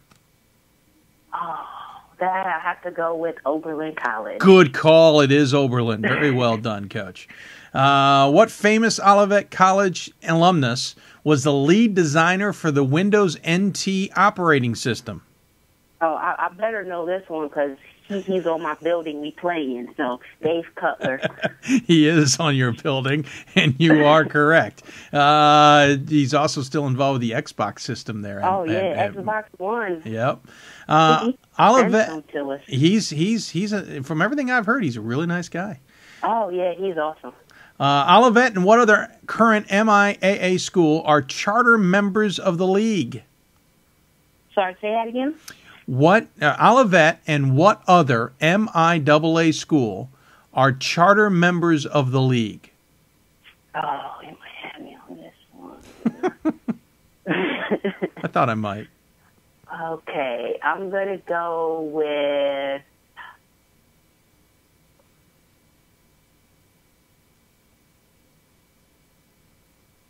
Hope. You know, that was my first guess, too, and it's not correct. It's Albion. Okay. Oh, Albion. Okay. Jeff and I both thought you would know who the single season leading scorer in Olivet history is on women's basketball, so we decided to trick it up. Who is the single season rebounding leader in Olivet women's basketball history? Oh, single season rebounding. I feel like I know this one too. Single season. So not total in career, just single season. Just single season. Yep, single season. Let's see. I'm going to guess. Should have said assist. That would have been real easy for me. This is a current player. Seymour? Nope, it's Esther Dykstra. 285 rebounds in the 92-93 season. That's a lot of rebounds. And finally, for some fun, what was Olivet's nickname before the Comets? Before the Comets. Fighting Congregationalists. Something like that. Yes, you are correct. The Fighting Congregationalists. Ooh. Well done. Hey, 3 out of 5. That's not bad at all. Right. I'm impressed. Thanks again to your SID, Jeff Henson, who helped us out with that. Outstanding, Coach. By the way, apparently Jeff says Lang needs 12 rebounds to break the record. All right, she'll get I it. have a feeling she might get that because you Get got 'em. 4 games left: Kalamazoo, Calvin, St. Mary's, and then Tryon. Coach, we always give the guest the final word. Any final thoughts you'd like to share with those who may be tuning in? Oh, yeah. Well, first, I just want to thank you for having me on, and like all your guests today, you've been doing an awesome job covering. We really appreciate it. I think it's really cool what you've been doing. Thanks for having us on, our men's basketball coach last week, and then you're going to have Rod Hathaway, I believe, on later, who is a men's basketball alum. And he's been awesome as well, too, for not just men's basketball program, but for women's as well. He's been so supportive. So just thanks for giving us the opportunity to put Olivet out there on the map. It's a great, great small school to come and play and just have a great student-athlete experience there. So awesome. Look out for us. Hopefully we continue to finish out this season. Very good. Well, thank you, Coach, for the kind words. Good luck the rest of the way, and we'll look forward to seeing how the Comets do in the postseason. All right. Thanks a lot, Dave. Take care. Olivet women's basketball coach Nicole Burford joining us here on the Hoopsville Hotline. She alluded to it, and we will talk to Rod Hathaway. We're going to take a very quick break and get him on the line, talk to him, because he's one of those contributors to the Hoopsville fundraising campaign that we would like to thank, but at the same time, he's the reason we got to talk to at least one of the Olivet program. We're going to take a quick break. When we return, we'll talk to Rod Hathaway here on Hoopsville. Division III allows you to be able to give yourself to other things. Not even just participate in them, but really get involved with them if you want to. There's a lot of interaction. It's not just sitting back, taking notes. You're actually doing hands-on things and better preparing yourself for your major. Choosing a Division III school, I've had the opportunity to develop my leadership skills and to be more involved on campus.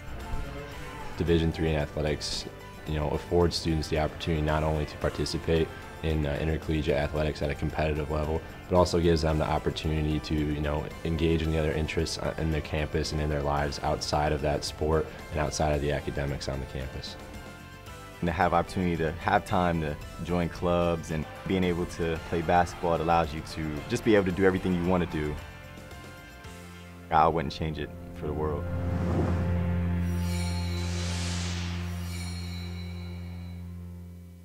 We've got more schools than Division I, more fans than Division II, and more upsets than March Madness.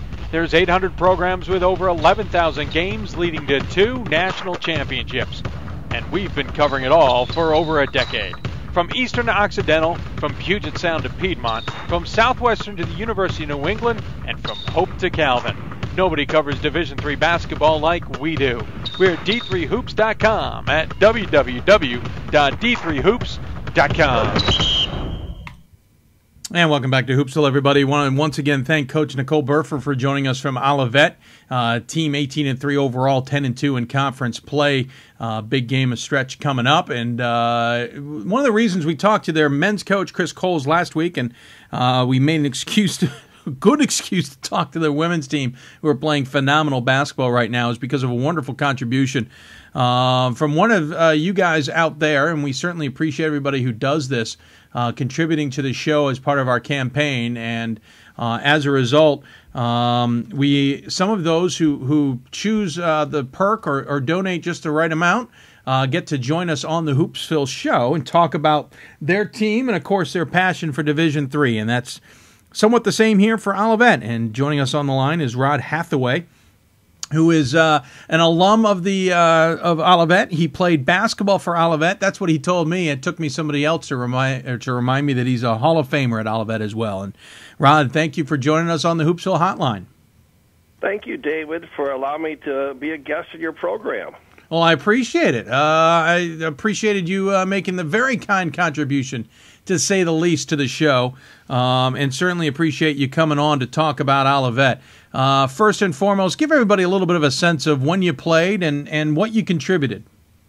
Well, I played back in the late 70s, early 80s, and the shorts were short, and my hair was long.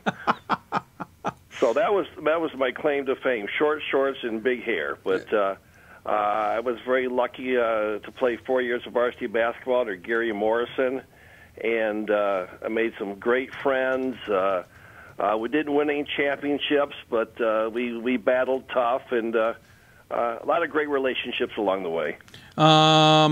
it's certainly your contribution gets you on the show, but I know you love this program and everything about Olivet. You're a 4-year letter winner in basketball, scored 638 points, which is 638 points than I ever dreamed of scoring. You're also very much involved in not the athletics. I meant the regular life on campus. What meant so much to you as a student athlete about Olivet? I think every D3 athlete, maybe I shouldn't speak for everybody, dreams of going Division I. Everybody wants to play, in our case, at Michigan State or Michigan, and not everybody gets to. And just the idea that we're able to play college basketball is a big deal. Kids don't understand that until you're 55 years old like me and realize, wow, I got to play college basketball. And it was a big thing at Olivet for me to do so. Like I said, it was a great relationship with teammates, made a lot of friends outside of basketball, a great education. So I hate to see kids get caught up with the D1, D2, D3 thing. If you're able to play a college sport and you're able to play D1, great. If you're able to play D3, guess what? Not many people are able to play at the college level, and congratulations. You certainly have gone on to a heck of a life outside of that, but you still keep your roots in Olivet. What's so important about keeping your roots with your alma mater? Well, honestly, it was my wife. She, a young man by the name of Dan Bonnell, who played basketball at a high school in Otsego, Michigan. He elected to go to Olivet College, and he's one of the best friends of my son Ty. I have 3 children, Zach, Ty, and Amy, but my middle son Ty and him were best friends, and Danny was recruited to play college basketball and chose to Olivet College. So when Danny went to Olivet, I started going to the games again. I hadn't been involved with Olivet until then. I don't know why. It just I don't know, maybe racing the children, getting your business together, all that fun stuff. But so when Danny went back, we started watching him play, and my wife said, you know what? We should do something for these boys. We should do something for this program. And so that's when we started to get more involved and more involved and more involved. And it's became quite addictive to us, and so we love to follow them. I couldn't be at their game last night. The boys beat K College last night in a great victory, but I got to watch them on live video, so that was a lot of fun. Of course, you got the chance also to put your name on the building, as it were. I know you've given a lot back. If you were trying to tout the school, or if you're just trying to tout Division III, what's the message? Well, Division III, like I said, if you're fortunate enough to play college basketball, college athletics, I don't care what level it is, you're one of very, very few people with such a great opportunity.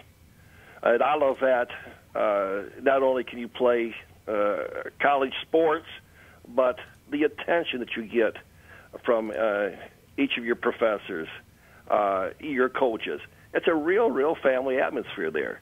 I mean, you're going to fall down, you're going to skin your knees, you're going to have problems just like every other freshman, sophomore. But you know what? There's always somebody there to help you and pick you up. And by the time you're a junior and a senior, hopefully you're mentoring the young people that coming in as a freshman and sophomores yourself. And it's a real family atmosphere. It's only 1,100 students, so there's plenty of attention given academically, and a great opportunity to continue your career for another few years. Well, I want to publicly thank you very much for your kind contribution to the Hoopsville fundraising project. It means a lot to me. It certainly was awfully generous of you. So thank you first and foremost for that. You certainly have a wonderful program there. I know the men's team isn't doing as well as everyone would hope, but they're improving, I'm sure. The women's team are certainly holding the title of the school very nicely as well. So congratulations to you on all your success of being a Hall of Famer, and thank you very, very, very much. David, thank you, and I appreciate your attention to Olivet, and I'm very proud of both the men's and the women's programs. They're going to be teams to reckon with in the future. Well, very good. I think the women's team's a team to reckon with as we speak, but I would agree with you. I agree. Well, good. Thanks, David. Thank you, sir. Take care of yourself, and I'm sure we'll talk more Olivet down the road. Great. Thank you. Bye-bye. Yeah, bye. Rod Hathaway, once again, joining us on the Hoopsville Hotline. Hall of Famer there, class of 81, inducted in 2010, has his, not his name on his building, I misspoke about that, but certainly a major contributor to the program there at the school. Again, Jeff Henson, thank you very much, sir, for your help as well. We're going to take a break. When we return, we're going to jump into, continue our men's basketball conversation. Remember that 4 overtime game I was telling you about? Thiel beat St. Vincent in 4 overtimes, but that wasn't the biggest key. They beat him with just 4 players. We're going to talk to their men's basketball coach about that crazy and wackiness coming up here on the show. You're listening to Hoopsville, presented by D3Hoops.com and the National Association of Basketball Coaches. We'll be back right after this. Division III allows you to be able to give yourself to other things. Not even just participate in them, but really get involved with them if you want to. There's a lot of interaction. It's not just sitting back, taking notes. You're actually doing hands-on things and better preparing yourself for your major. Choosing a Division III school, I've had the opportunity to develop my leadership skills and to be more involved on campus. Division III in athletics, affords students the opportunity not only to participate in intercollegiate athletics at a competitive level, but also gives them the opportunity to, engage in the other interests in their campus and in their lives outside of that sport and outside of the academics on the campus. And to have opportunity to have time to join clubs and being able to play basketball, it allows you to just be able to do everything you want to do. I wouldn't change it for the world.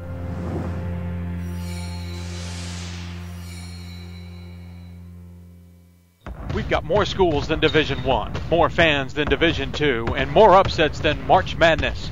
There's 800 programs with over 11,000 games leading to 2 national championships. And we've been covering it all for over a decade. From Eastern to Occidental, from Puget Sound to Piedmont, from Southwestern to the University of New England, and from Hope to Calvin. Nobody covers Division III basketball like we do. We're at D3Hoops.com at www.d3hoops.com. Every season starts with hope and a dream to play for the ultimate title, to become NCAA national champions. And you can experience it live at the 2014 NCAA Division III Men's Basketball Championship, March 21st and 22nd in Salem, Virginia, hosted by the Old Dominion Athletic Conference and the City of Salem. Affordable tickets now available. Visit ncaa.com/tickets today and make a date with champions. And welcome back to Hoopsville, everybody. Thursday evening, we'll check some men's and women's scores in a bit. Again, WPI, number 3 team in the country, losing to Emerson tonight. Of course, that was a makeup game from yesterday. I'm sure WPI now wishes they played it yesterday. But then on the flip side of that, Emerson has now beaten 2 top 3 teams in the country this year, and that's just wacky. They're playing good basketball. Coach Jim O'Brien there at Emerson. We'll maybe talk to them down the road as well. If you have any questions for us, tweet us at D3Hoopsville or hashtag Hoopsville. Email us at hoopsville at D3Hoops.com or Facebook us at Facebook.com/Hoopsville. We got an email question earlier for one of our guests. We got an email question for our guest coming up, and we'll certainly ask that. If you have questions yourself, feel free to chime in. Did anybody catch this game? We were talking about Thiel defeating St. Vincent. It's significant because St. Vincent was probably in the conversation about maybe being a top 25 team. It's significant because it went 4 overtimes, and it's significant because 124-121 is usually a score that you don't see in Division III, even if it is a 4 overtime game. But more significant is the team that won played with 4 players in the last 2.5 minutes of the game. Yeah, I said that. 4 players in the last 2.5 minutes of the basketball game. And so joining us on the Hoopsville Hotline is the man who was in the middle of all that chaos. Coach Tim Loomis joins us from Thiel. Coach, welcome to Hoopsville. Well, thanks, Dave. Nice to be on tonight. Thank you. Well, I appreciate you taking the time to do so. I honestly probably wouldn't have had a guest on the show to talk about it if you hadn't won, because we had talked St. Vincent last week. Right, exactly. Obviously, we'll talk about your team and the season in a bit, but let's talk about this game because, I mean, come on already. First off, it was 4 overtimes, and what I find significant is Each team scored 8 in the first overtime. Each team scored 10 in the second overtime. Each team scored 13 or 15 in the third overtime. Right. Then you guys scored 17 to St. Vincent's 14 in the fourth overtime. Was the defense? Was it just that everyone was getting tired that you just couldn't keep everybody at bay defensively? Well, I think it was two things. The score is an ungodly number for us because we're a very defensive-oriented team. Always have been for all these years, and usually we're in the 60s. So, but well, you were because you played 2 games. Yes, exactly. That's what we said tonight. And St. Vincent shot, I think, 78 free throws. We shot 46. So that led to the high score. And it was just a matter of attrition for us. And we had only dressed 11 players for the game because we've had injuries since Christmas time. So it came down, and I said, well, the funniest part of the whole night, entertaining part for us, is the fact that once we only had 4 on the floor, they used to time out, I think, and the kids came over and said, what are we going to do? And I said, don't worry, I've been through this before with 4 players on the floor at one time. So I've done it before, believe it or not. Really? And, one time we won, one time we lost. Not at Thiel, at Cal PA many years ago. Still. And so we just went out, and bottom line was we have kids that hadn't played all year. We had one kid who's played 3 or 4 minutes, and our kid who's played 6 or 7. And they just did a great job and did what they were told, and we spread the floor, and fortunately we drew fouls and won the game. I think what I take from that the most is they did as they were told. Yeah. That's pretty good. I got to ask, I mean, you guys, by the way, shot 48% from the field. You only hit, which is terrific percentage. Of course, you only hit 3 3-pointers in the game. But you guys fouled out, let's see, I want to make sure I get this right. You fouled out 1, 2, 3, 4, 5, 6, 7 players, including 4 of your starting 5. Yes. St. Vincent had 4 foul out, include all 4 of them on their starting 5. As you were getting deeper and deeper in this game, were you looking harder and harder down at your bench? Well, yeah, because we didn't have much. Yeah. To tell you the truth. And, the only fortunate thing we had one starter left because I was upset he couldn't defend well the first half. The second half, I kind of sat him, and it kind of worked out for our advantage. We had him on the floor. He's a great free throw shooter. He made 4 in a row to win the game for us, Dave. So, when you look down the bench, there wasn't much there, that's for sure. Yeah, Charlie Thomas's stat line is 27 minutes, 0 for 4 from the field, 0 for 2 from beyond the arc, 4 for 4 from the free throw line, 5 rebounds, an assist, steal, block, turnover, 2 personal fouls. Just 2 personal fouls, 4 points. That just shows you kind of a game like this, he wasn't playing much defense, and that usually puts you on the bench with us, and that's exactly what happened. Well, clearly, you screwed up your average scoring with this game. Yes. When you got to the point where you knew you were flirting, I mean, how long were you playing where you were flirting with having to go down a player? Well, we kind of thought that in the fourth overtime, simply because we have a 6'8" kid from Moscow, Russia. Hadn't played much. He's not a bad player, but physically he couldn't match up to anybody on the floor. And we were down to where we had 4 guards and him. And we knew that St. Vincent still had their best player on the floor at 6'6", and a couple other kids that were very good players. So I kind of looked and anticipated, well, this may happen. And the officials felt bad. They came over and said, hey, you're down to 4. What are you going to do? And I said, nothing. We play. I've done this before. And he kind of looked at me in shock. And I had a game with Philadelphia Textile many years ago at Cal PA, and I think it went 5 overtimes. We ended with 3 kids on the floor. We did lose that one, but we went out and played a 1-3 and shut off the 3-point shot, a 1-3 matchup, and we lucked out. Bottom line. I got to ask, I mean, certainly you say you had experience in this scenario. It was funny. I was watching SportsCenter this morning. They were making a big deal out of the Lakers getting down to 4 players, and in the NBA you play a 5th, but every time the person gets a foul, it's technical free throws. Right. And I'm not saying I want to change the rule in any way, shape, or form, but you mentioned, but I would say not many people are familiar with this scenario. You said you went to a 1-3. You played 2.5 minutes with down a player, and you still win. Is it one of those, maybe, you've been in this scenario, where the opposing team who's up a player almost is confused by the fact that they got to take a term from lacrosse and from ice hockey. They have a power play. Yeah, I think that I think you're definitely right. One, like I said, I calmed the kids down and said, "Hey, just do what you're told, and we'll hang in there maybe." Again, you have to be lucky, but I think the opposing team panics a little. They try and trap the heck out of you and press you. We're pretty good at handling press because we do press quite a bit. And you went back. We don't shoot threes. We're 10 or 11 a game at the most, any game. So we're used to controlling the ball or at least moving the basketball and driving the ball. And I said, if they trap us, which they were going to do, I said, reverse, back out of the traps, reverse the ball quickly and drive it on the wings and the baseline. And we got fouls and layups. And it kind of worked to our advantage because the opposing team who has not been through that, which most never will, unfortunately, who has? Won't. Besides you.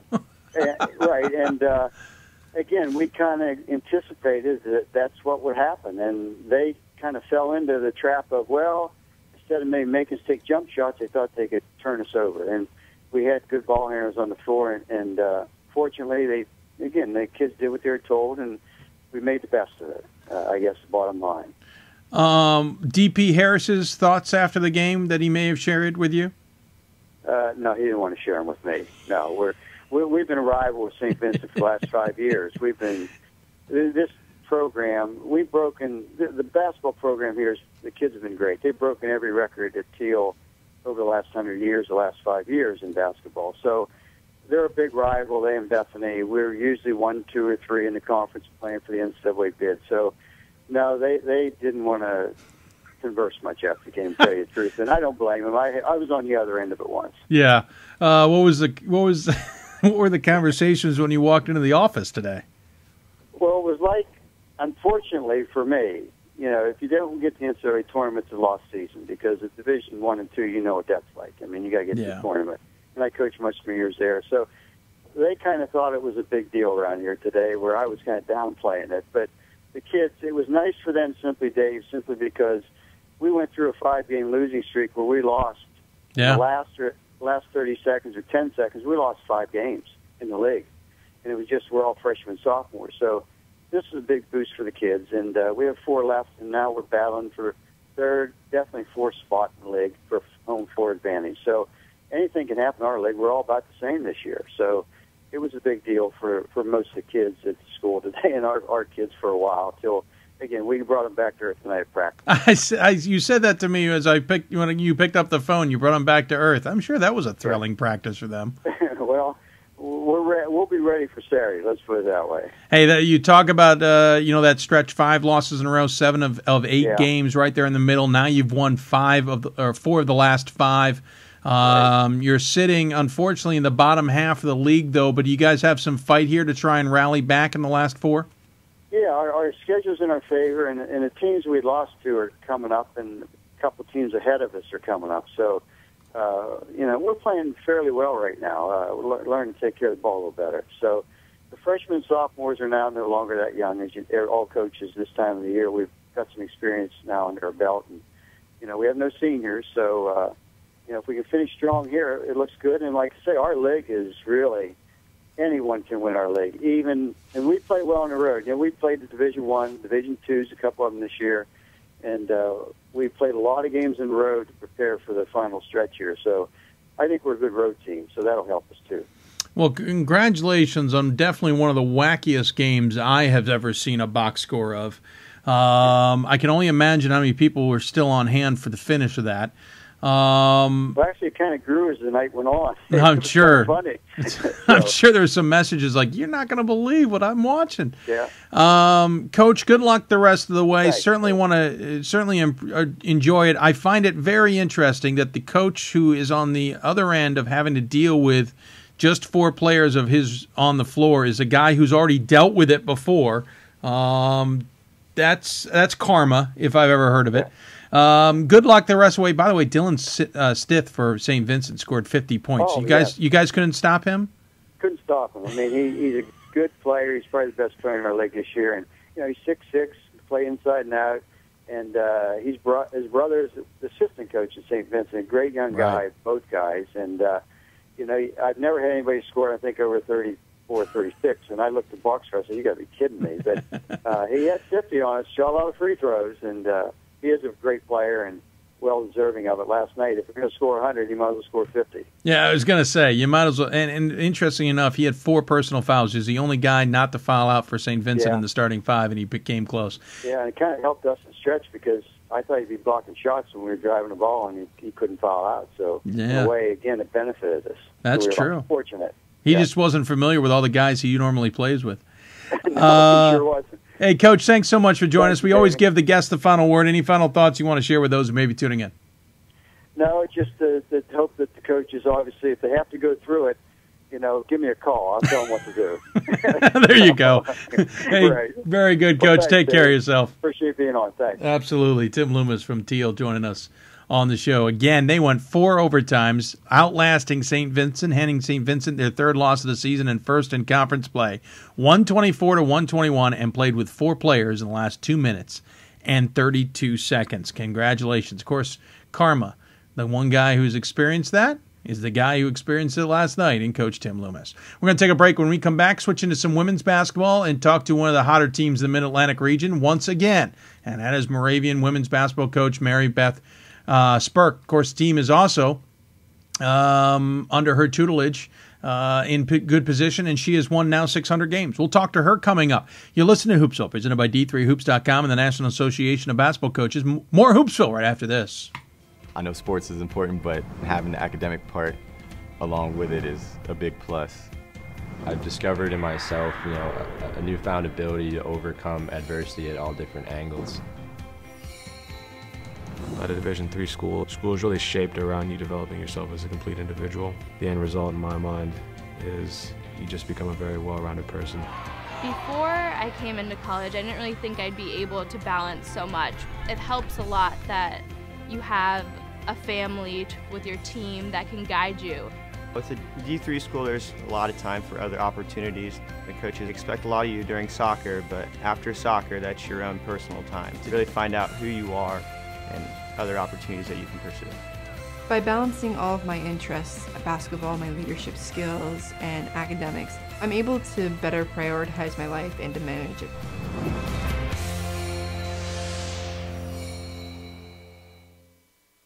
We've got more schools than Division I, more fans than Division II, and more upsets than March Madness. There's 800 programs with over 11,000 games leading to 2 national championships. And we've been covering it all for over a decade. From Eastern to Occidental, from Puget Sound to Piedmont, from Southwestern to the University of New England, and from Hope to Calvin. Nobody covers Division III basketball like we do.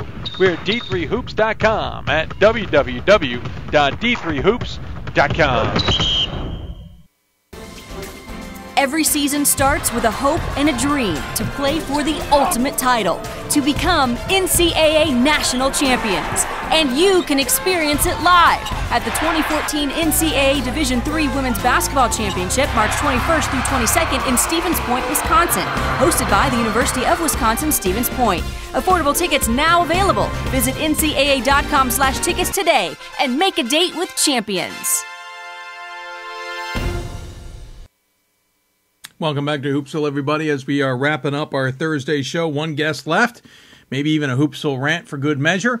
Plenty more to talk about. If you want to ask us questions or our guests, at D3Hoopsville or hashtag Hoopsville is on your Twitter account. Email us at hoopsville@d3hoops.com or on Facebook at facebook.com/Hoopsville.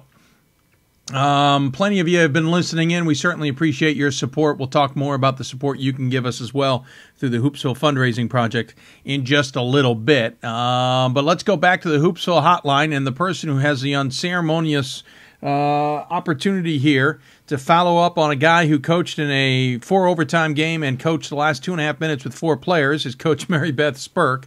Coach, it's all about timing sometimes. Welcome to Hoopsville. Thank you. Thanks for having me. And, I'm listening going, I'm not sure. That's crazy, man. Kudos to him for staying calm and figuring it out. I was going to say, have you ever been in a scenario where you've had to deal with, we might have to play with 4 here? Well, we actually played at Susquehanna, I'm going to say probably in 96 or something. It was...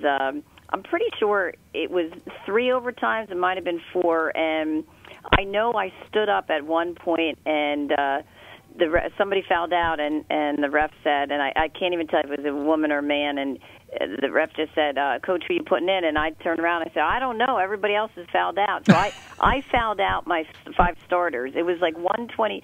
For the longest time at Susquehanna, there was a plaque or whatever up on the wall. It was the highest scoring game, like it was 126 to 121 or something. And I'm telling you, there were kids in there, I didn't even know who they were. You know what I mean? And it was just crazy.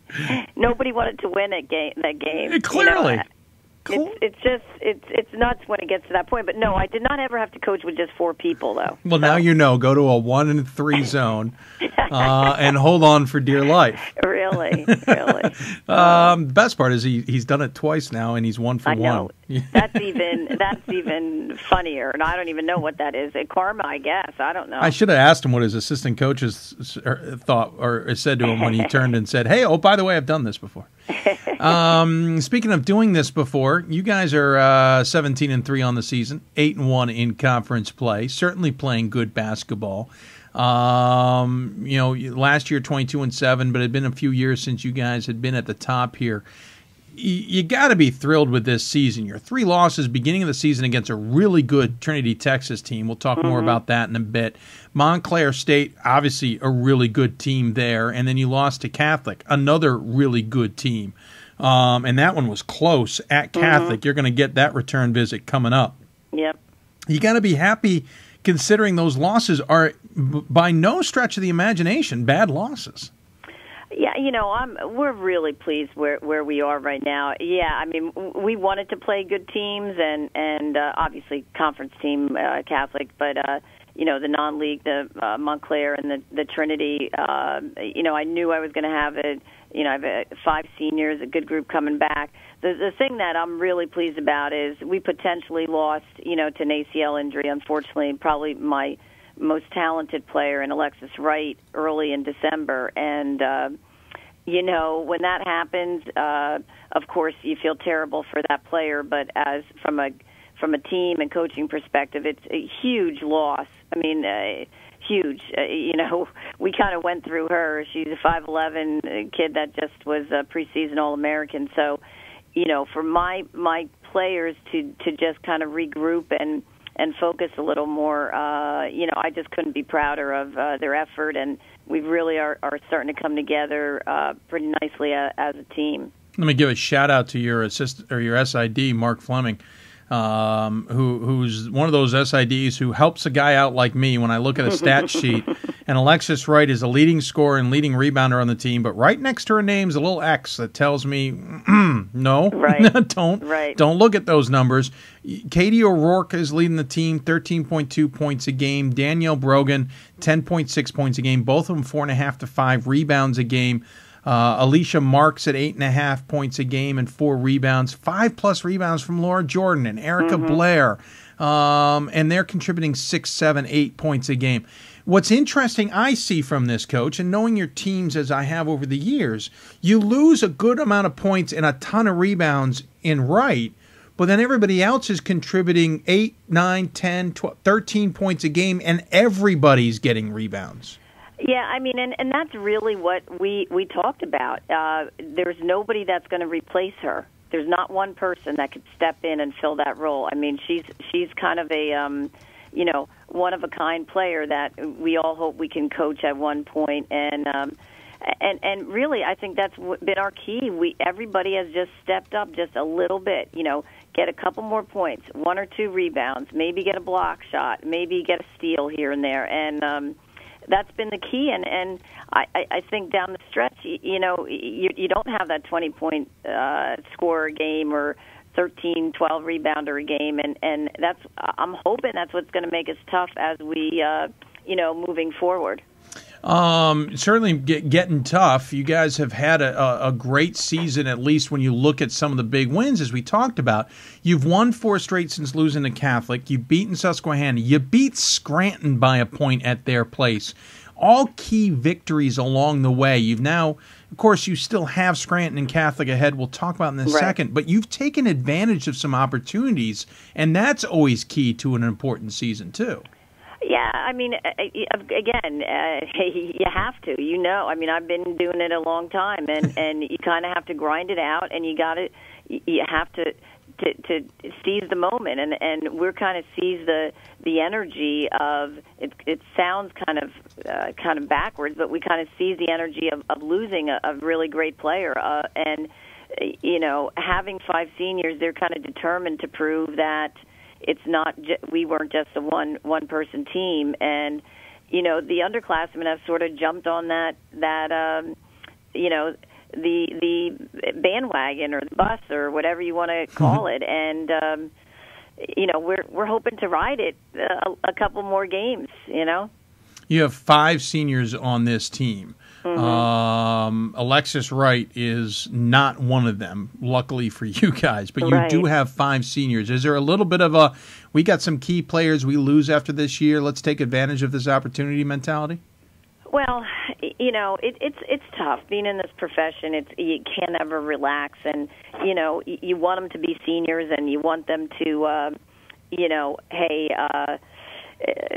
show the younger players, what it's about, and you want them to learn from mistakes and maybe in past years, and they have done that.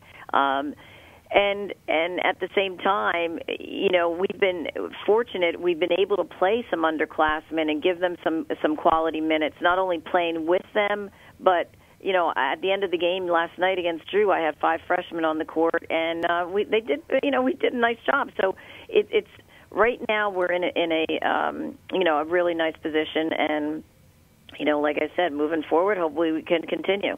Talking to Mary Beth Spurk here of Moravian women's basketball. Team is 17-3, 8-1 in conference. Let's go back to the very beginning of the season. You guys took a trip down to Southwestern and played Trinity, Texas, and then Southwestern. Lose in no unceremonious way to Trinity, 69-50, and then rebound and get that win against Southwestern. What was the mentality with that trip? Because that is not a trip normally at that time of season many teams will take. Well, again, I thought we were going to be pretty good coming back this year, and I really wanted to challenge us early. I thought, I knew Trinity was going to be a really good team, and I knew Southwestern, and I kind of wanted to get away from the region and play against some different refs, just different caliber, and that's what happened. And we kind of got woken up there, against Trinity. They're a really tough team, and we didn't play that great, but that was okay. I knew we'd survive, and we did. I mean, we bounced right back, and we played a pretty good Southwestern team, and we got the win. So we felt pretty good coming back from that trip, and I actually got out what we wanted to. Of course, you want to go 2-0, but just playing that caliber, we were ready to go for here in the Mid-Atlantic region. You won 8 in a row, lost to Montclair State, win 5 in a row, lose to Catholic. Certainly good teams and not, as we said, bad losses. But what did you guys take from the Montclair State game and the Catholic game that you're now trying to use to your advantage? Well, I think in both of them, well, first of all, Montclair, we played really well in the first half. It was a 2-point game with a minute to go in half, and then we just sort of fell apart a little bit and go down 5 or 6 at half. And then we came out and we didn't play well. Boom, all of a sudden it's 10, then it's 15, and then game over, Yeah. And they're too good to come back from that. So, that game, we just said, hey, we were right with them. We have to play a little more consistently. And the Catholic game was sort of the same thing. We had the lead against them, and I thought we were playing pretty well. And then we just sort of, you can't take your foot off the gas pedal against these good teams. And on the road, you have to keep playing hard. And we just didn't make a couple of stops and some shots we didn't make, and then you're fine. So I think the main thing from both of them is we got to play a little more consistently, and we got to play with high energy for 40 minutes. You've got Juniata at home Saturday, Merchant Marine and Susquehanna on the road next week. and then you finish against Scranton and Catholic. Of course, they're at home to your, I'm sure, love. It's a Right. 3. You guys are all tied right now at 8-1 in this conference. That's a doozy of a finish with a ton going to be Right. on the line no matter what happens. Right. Yeah. I mean, we first of all, we want to take care of business on Saturday first. We're looking forward. That's our pink zone game, and we're looking forward to that game. But you know, you want to approach each game and not look ahead, obviously, but you know, looking that last week, you know, we're just lucky. I know last year we were on the road for both those. That's how we ended on the road at Scranton at Catholic. So yeah. we're very happy that it's the opposite way this year, and you know, hopefully when we play those 2 games, we're still in the position of being tied at first place, and you know, you get Scranton and you see what happens, and then you know, you move on to Catholic. Yeah, and talk about one heck of a conference tournament. One of you is going to have to lose in a semifinal. Right. Susquehanna and Drew are fighting out for that 4th spot, and then there's everybody else. So it'll be fascinating to see how this all progresses. Coach, I shouldn't go much further without telling everybody you now have 603 wins, I believe. In your actually 503. I just wanted to add 100, Coach. I'm adding 100. Yeah, just add 100. Hey, I'm there you not go. that old just yet, you know. No, you're that accomplished, Coach. Thank you. No, 503 wins. That's a heck of a mark to hit this year. I hate to say this, it's going to sound weird, but did you see it coming? You know, were you aware you were that close? Because some coaches have told me they don't even realize till maybe the SID walks in the door and went, oh, by the way, Coach. Well, I guess fortunately, my staff is pretty in tune on. They keep track of stats and all that kind of stuff. So they made me quite aware of it, and my players were pretty aware. And for me personally, no, it talk about wins just kind of piling up, and you're like, wow, all of a sudden that's a lot of games we played, and you know, a lot of wins out there. So it's crazy when you think about it, and you know, I just feel fortunate that I'm able to do it at a place like Moravian, and you know, obviously I didn't score 1 point to win any of those games, so you have to have some, you know, pretty good players around you, and I've been you know, lucky to have those good players. Well, you've only lost 233, but if I'm going to give you 603, I'm going to make that 133. Well, you know what one of my brothers said, you know, hey, what happened to all those games that are in the loss column? Like, what happened there, you know? So ouch. It's always good to get harassed by, you know, your family. Exactly. And, of course, I should mention, you guys just got done hosting the 2014 Pink Zone Clinic. I think it's your 3rd annual, all part of the Play for K initiative. And one thing I've always noticed, you really have taken this to heart. You guys have, your whole team has jumped onto this enthusiastically, raised a ton of money for this program. What does it mean to you? Well, you know, unfortunately, we all probably know somebody, lost somebody close, or know somebody who's fighting it. And I personally lost a sister-in-law that I was real close to about 10 years ago, and you know, and then my staff has really embraced it. We just, you know, you get caught up so much in winning, and you know, you got to work out, and we got to practice, and this and that, and I think I really learned again as you get a little bit older, and you just sort of, you know, sit back and realize what's important, and you see these people that are struggling with cancer and struggling to beat it, and you know, they're so much better and stronger than I could ever be, and I think it's great. Our players have embraced it. We unfortunately, a couple years ago, one of my players, Amy Hefner's mother, passed away of cancer. So we really rallied around that, and it's just powerful to be in the midst of that and fight through it and see somebody struggling, and we take some pride in that. We want to make sure everybody in the community realizes that we need to join together to fight this terrible disease. And it's been you know, it's been great. it's hard. It's a great feeling, but it's also kind of sad that we have to still work to find a cure, and we hope we can do that. Well, it's certainly hats off to you and your team for a wonderful effort. I always enjoy looking at the pictures. Some of those pictures are outstanding of the kids. Well, we just did a flash mob. I don't know if you want to see that. I don't know if it was my finest dance moves, but it was fun. We did it in the cafeteria at lunch, and it was pretty. We had a good time with it. I don't see any pictures of that as of yet, but I will peruse to see if there was video. We'll send you something. Yeah, Mark will probably do so for me. Coach, again, congratulations on a terrific season. A heck of a fight there in the landmark conference this season.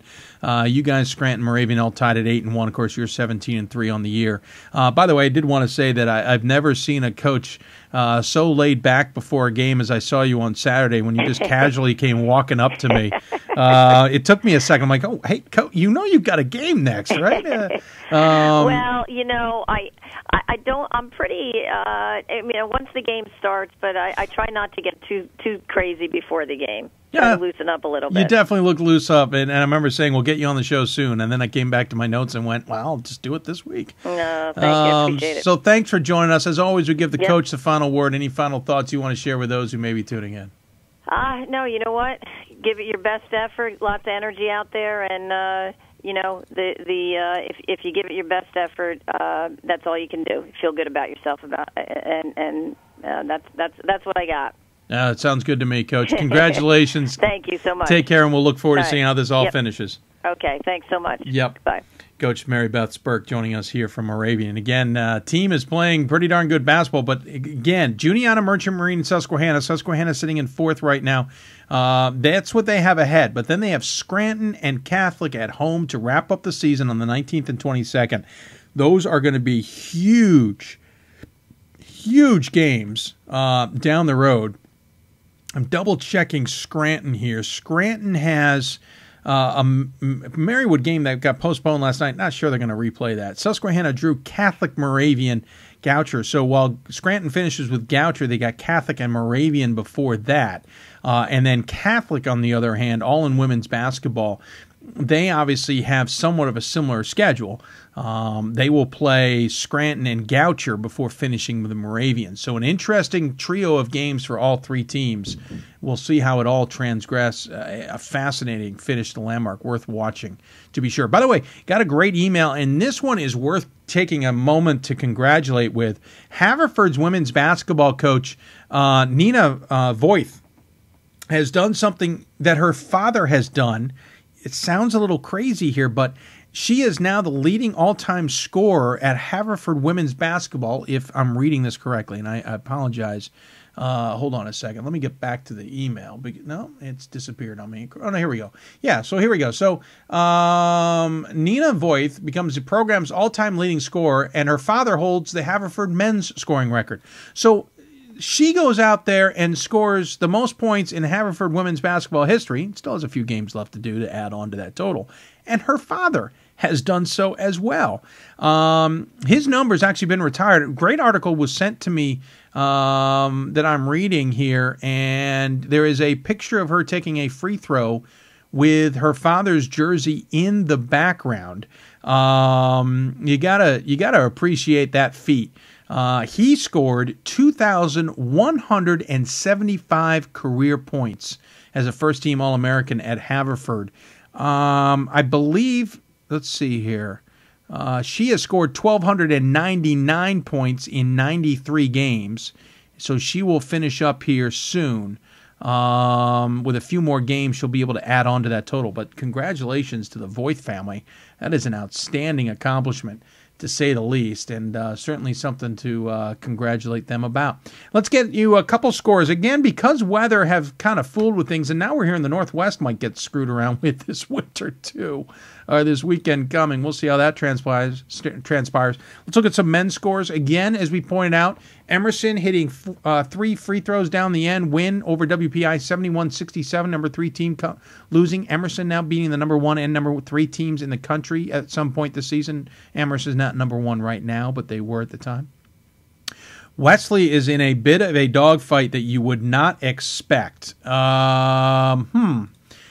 are losing to York right now, That's a game we're going to have to keep an eye on here, as York is leading Wesley. Last score update I got, 54-43 with 4:44 left.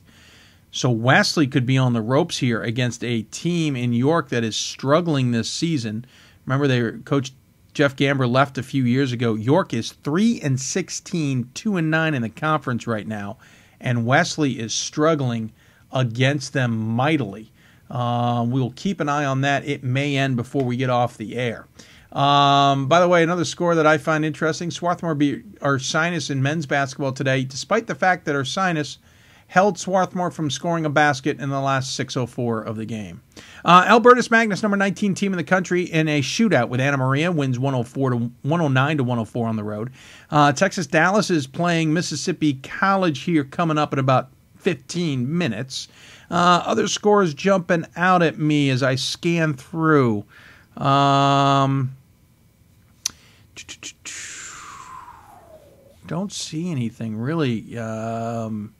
McDaniel stays in a good spot in the Centennial on the men's side of things. Here's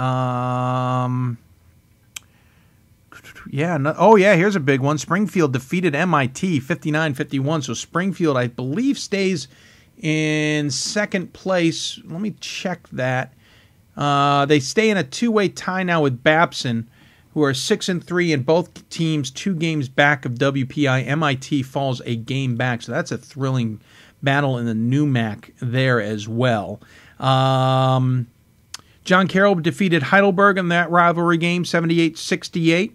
That was a big one, to be sure. Lebanon Valley was supposed to play Hood tonight. That game has been postponed. Probably were supposed to play last night as well. I'm wondering what the reasoning behind that is. Either Hood is having power problems out there in Frederick, Maryland, or Lebanon Valley's having trouble getting out of their own neck of the woods. Either one of them, legitimate possibilities there. Other games have taken place, but we haven't gotten scores. That's in men's basketball. In women's basketball action, FDU played Manhattanville. I'm not expecting a surprise there, but we don't have a score either. We'll see if maybe we can get to the bottom of that. York College defeated Wesley. No surprise there. Montclair State held off Ramapo.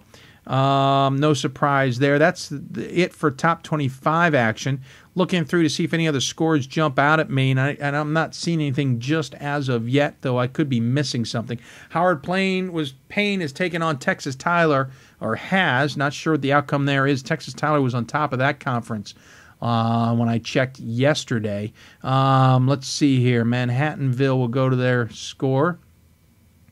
Give us a second as we do this live online. I hope you don't mind. Here we go. And let's see. FDU Florham wins 67-52 over Manhattanville. No surprise there. Texas Tyler, as we mentioned, their women's basketball team in action. They are on top of their conference, and they beat Howard Payne 67-41, so no surprise there either. Let's go back to that Wesley game. That one's the one that's got my attention. Right now, it is 60-45. York leads Wesley in the second half. Interesting developments there. Let's see. We'll get live stats going on that too. And it is 2:34 left to go in the game. So Wesley in big trouble here right now in Division III basketball. Don't see a tweet about that just as of yet. We'll try and keep abreast of that. Maybe not go off the air until that game is over. Gives me an opportunity, by the way, maybe to rant. But let me get to the Hoopsville fundraiser first. 3 days left in it right now. We have met our goal thanks to our big campaign last week, but we have not raised much since then. We want to raise as much as possible so we can have a nice rainy day fund, as it were. Lots to try and tackle, as it were, with improving this show. By the way, Wesley just had the ball rolled up. Okay. So they roll the ball up the court. They get almost to the three-point line on the offensive end before York forces them to pick it up, and then they throw it out of bounds. Not a good game for Wesley. So anyway, we want to raise as much money as possible. We want to do as much as we can with the show, improve it, travel with it, etc., and it's your help that does that. So far, I'm very humbled by how much you guys have helped us. I certainly appreciate it, but we need more, a little bit more at least. So please consider donating to the Hoopsville fundraising project. We have 3 days left to go to raise as much as possible. There are many perks left. If you'd like to take advantage of them, we would certainly appreciate it. We will tweet out some information right as the show ends tonight. We'll tweet out more throughout the coming days as this campaign draws to a close. But thank you all of those who have donated so far. There are some who have said they would donate, and we have not seen that donation as of yet. So don't let the time run out on you just as of yet. So now I'll get to a little bit of a Hoopsville rant. And this one's been brewing for a couple of weeks. I appreciate fandom, and I certainly can understand when fans get excited about a game, and I am not against that at all. But is it just me, or does it seem like fans are starting to cross a line we're not used to seeing them cross? It's almost like we've gone too far maybe in fandom. I certainly don't knock people when they're enthusiastic. I don't knock them when they are thrilled about their team and want to root them on. But, man, things recently in games I've been to have just seemed out of whack, including one game I went to recently where it definitely was borderline crossing the line. And I'm not talking about just in the game, but let's start there.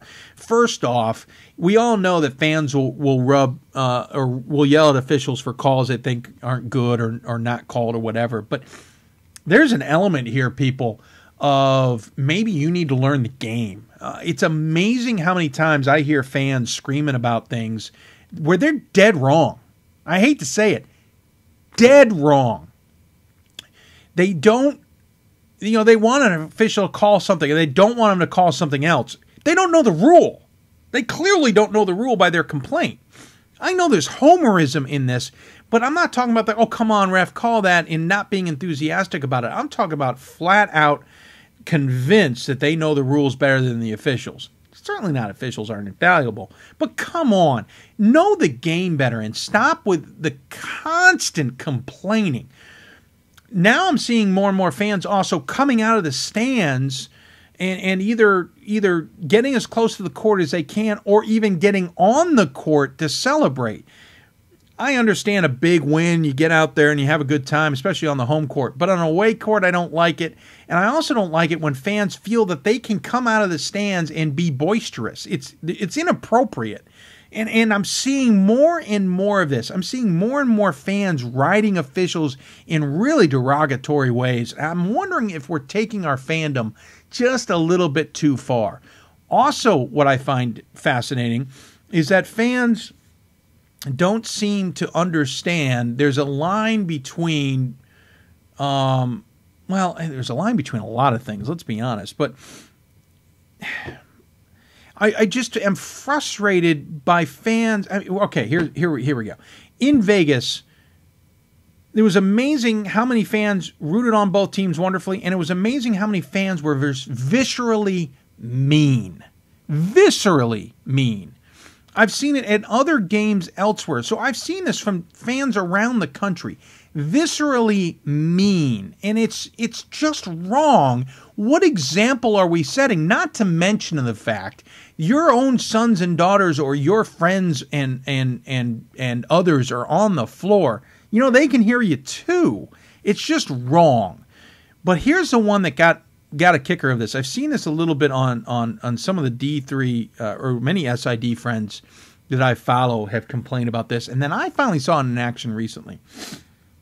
Away fans who thought they were entitled to get stat sheets from the SIDs after a game. Wacky to me. Never heard of such a thing. I never thought I was entitled to live stats unless I'm given them as a media member. But I saw in a recent situation where an SID of the home team told the visiting fans that they don't give away live stats to anybody, and they only give them away to the team. They don't give them away to fans. They don't give them away to players, etc. But these fans seemed like they felt like they were entitled to these these stat sheets, to the point that they questioned the SID multiple times. Now, one of the fans I saw questioned, got the answer, didn't like it, asked again, got the answer, didn't like it, asked again, got the answer, didn't like it, and then finally left. Then another fan a couple minutes later comes across the floor, I should point out at the end of the game, asks the SID. The SID says, no, we don't give stats. Didn't like the answer, and I heard him going back and forth with the SID. The problem was they didn't take the answer of a staff member, and then a couple minutes later I'm in the lobby. This person followed the SID staff and yelled at them when they still couldn't get stat sheets. Since when are you entitled to stats from an SID department? You could go online and get this stuff. Second of all, what gives you the right to attack staff members when they've given you an answer? It's ridiculous. Absolutely ridiculous. I think fans need to maybe take a step back and realize that it isn't all about themselves. That, guess what? People, be a fan. Don't be a jackass. Be a fan, support your team, but don't come in expecting you can do more. And don't come in being viscerally mean to the opponents or to the referees or just crossing lines. It's getting worse, and I just don't like it. Not a great rant tonight. I apologize. I'm not well focused on it, but come on. This fandom has crossed the line. It's been many times in a broadcast I've had to turn microphones down because the fans behind me have been brutally bad. But now I'm starting to see it more and more across the board. Take a seat. And by the way, if someone disagrees with you, let it be. Let it be. Another top 10 upset tonight. York College defeats Wesley 62-48 in men's basketball action. Wesley may be a little too high in the top 25, many would argue. That is not a game Wesley should have lost, though, even if they were a top 25 team. So 2 top 25 teams tonight lose. Only 5 were scheduled to play. One of them was postponed. WPI loses to Emerson, and Wesley loses on the road to York. There's going to be some top 25 shakeup this coming week, to say the least. Unbelievable. Unbelievable. It makes our job fun, but it also it can drive you insane. It can absolutely drive you insane. Congratulations to York College, to be sure. We're going to take a break. No, we're not going to take a break. We're going to sign off for the night. We're going to be back on the air on Sunday night, 7 to 9 p.m. Eastern Time, with plenty more to cover. More of your guests from those who contributed to the show, and we certainly appreciate it, and more along the way. If you'd like to interact with us, Hoopsville at d3hoops.com is your Twitter address. No, that's our email address. At D3Hoopsville or hashtag Hoopsville is your Twitter account, or Facebook.com/Hoopsville. Sorry, you've been looking at Mary Beth Spurk the whole time. I forgot to make that change. I apologize. Plenty more to talk about. We are in the last couple weeks of the season and then into conference play, and that means a lot going on. Please keep abreast here on the show or on d3hoops.com. Lots of ways to interact with us. We certainly appreciate you taking the time to do so. That's going to sign off for tonight.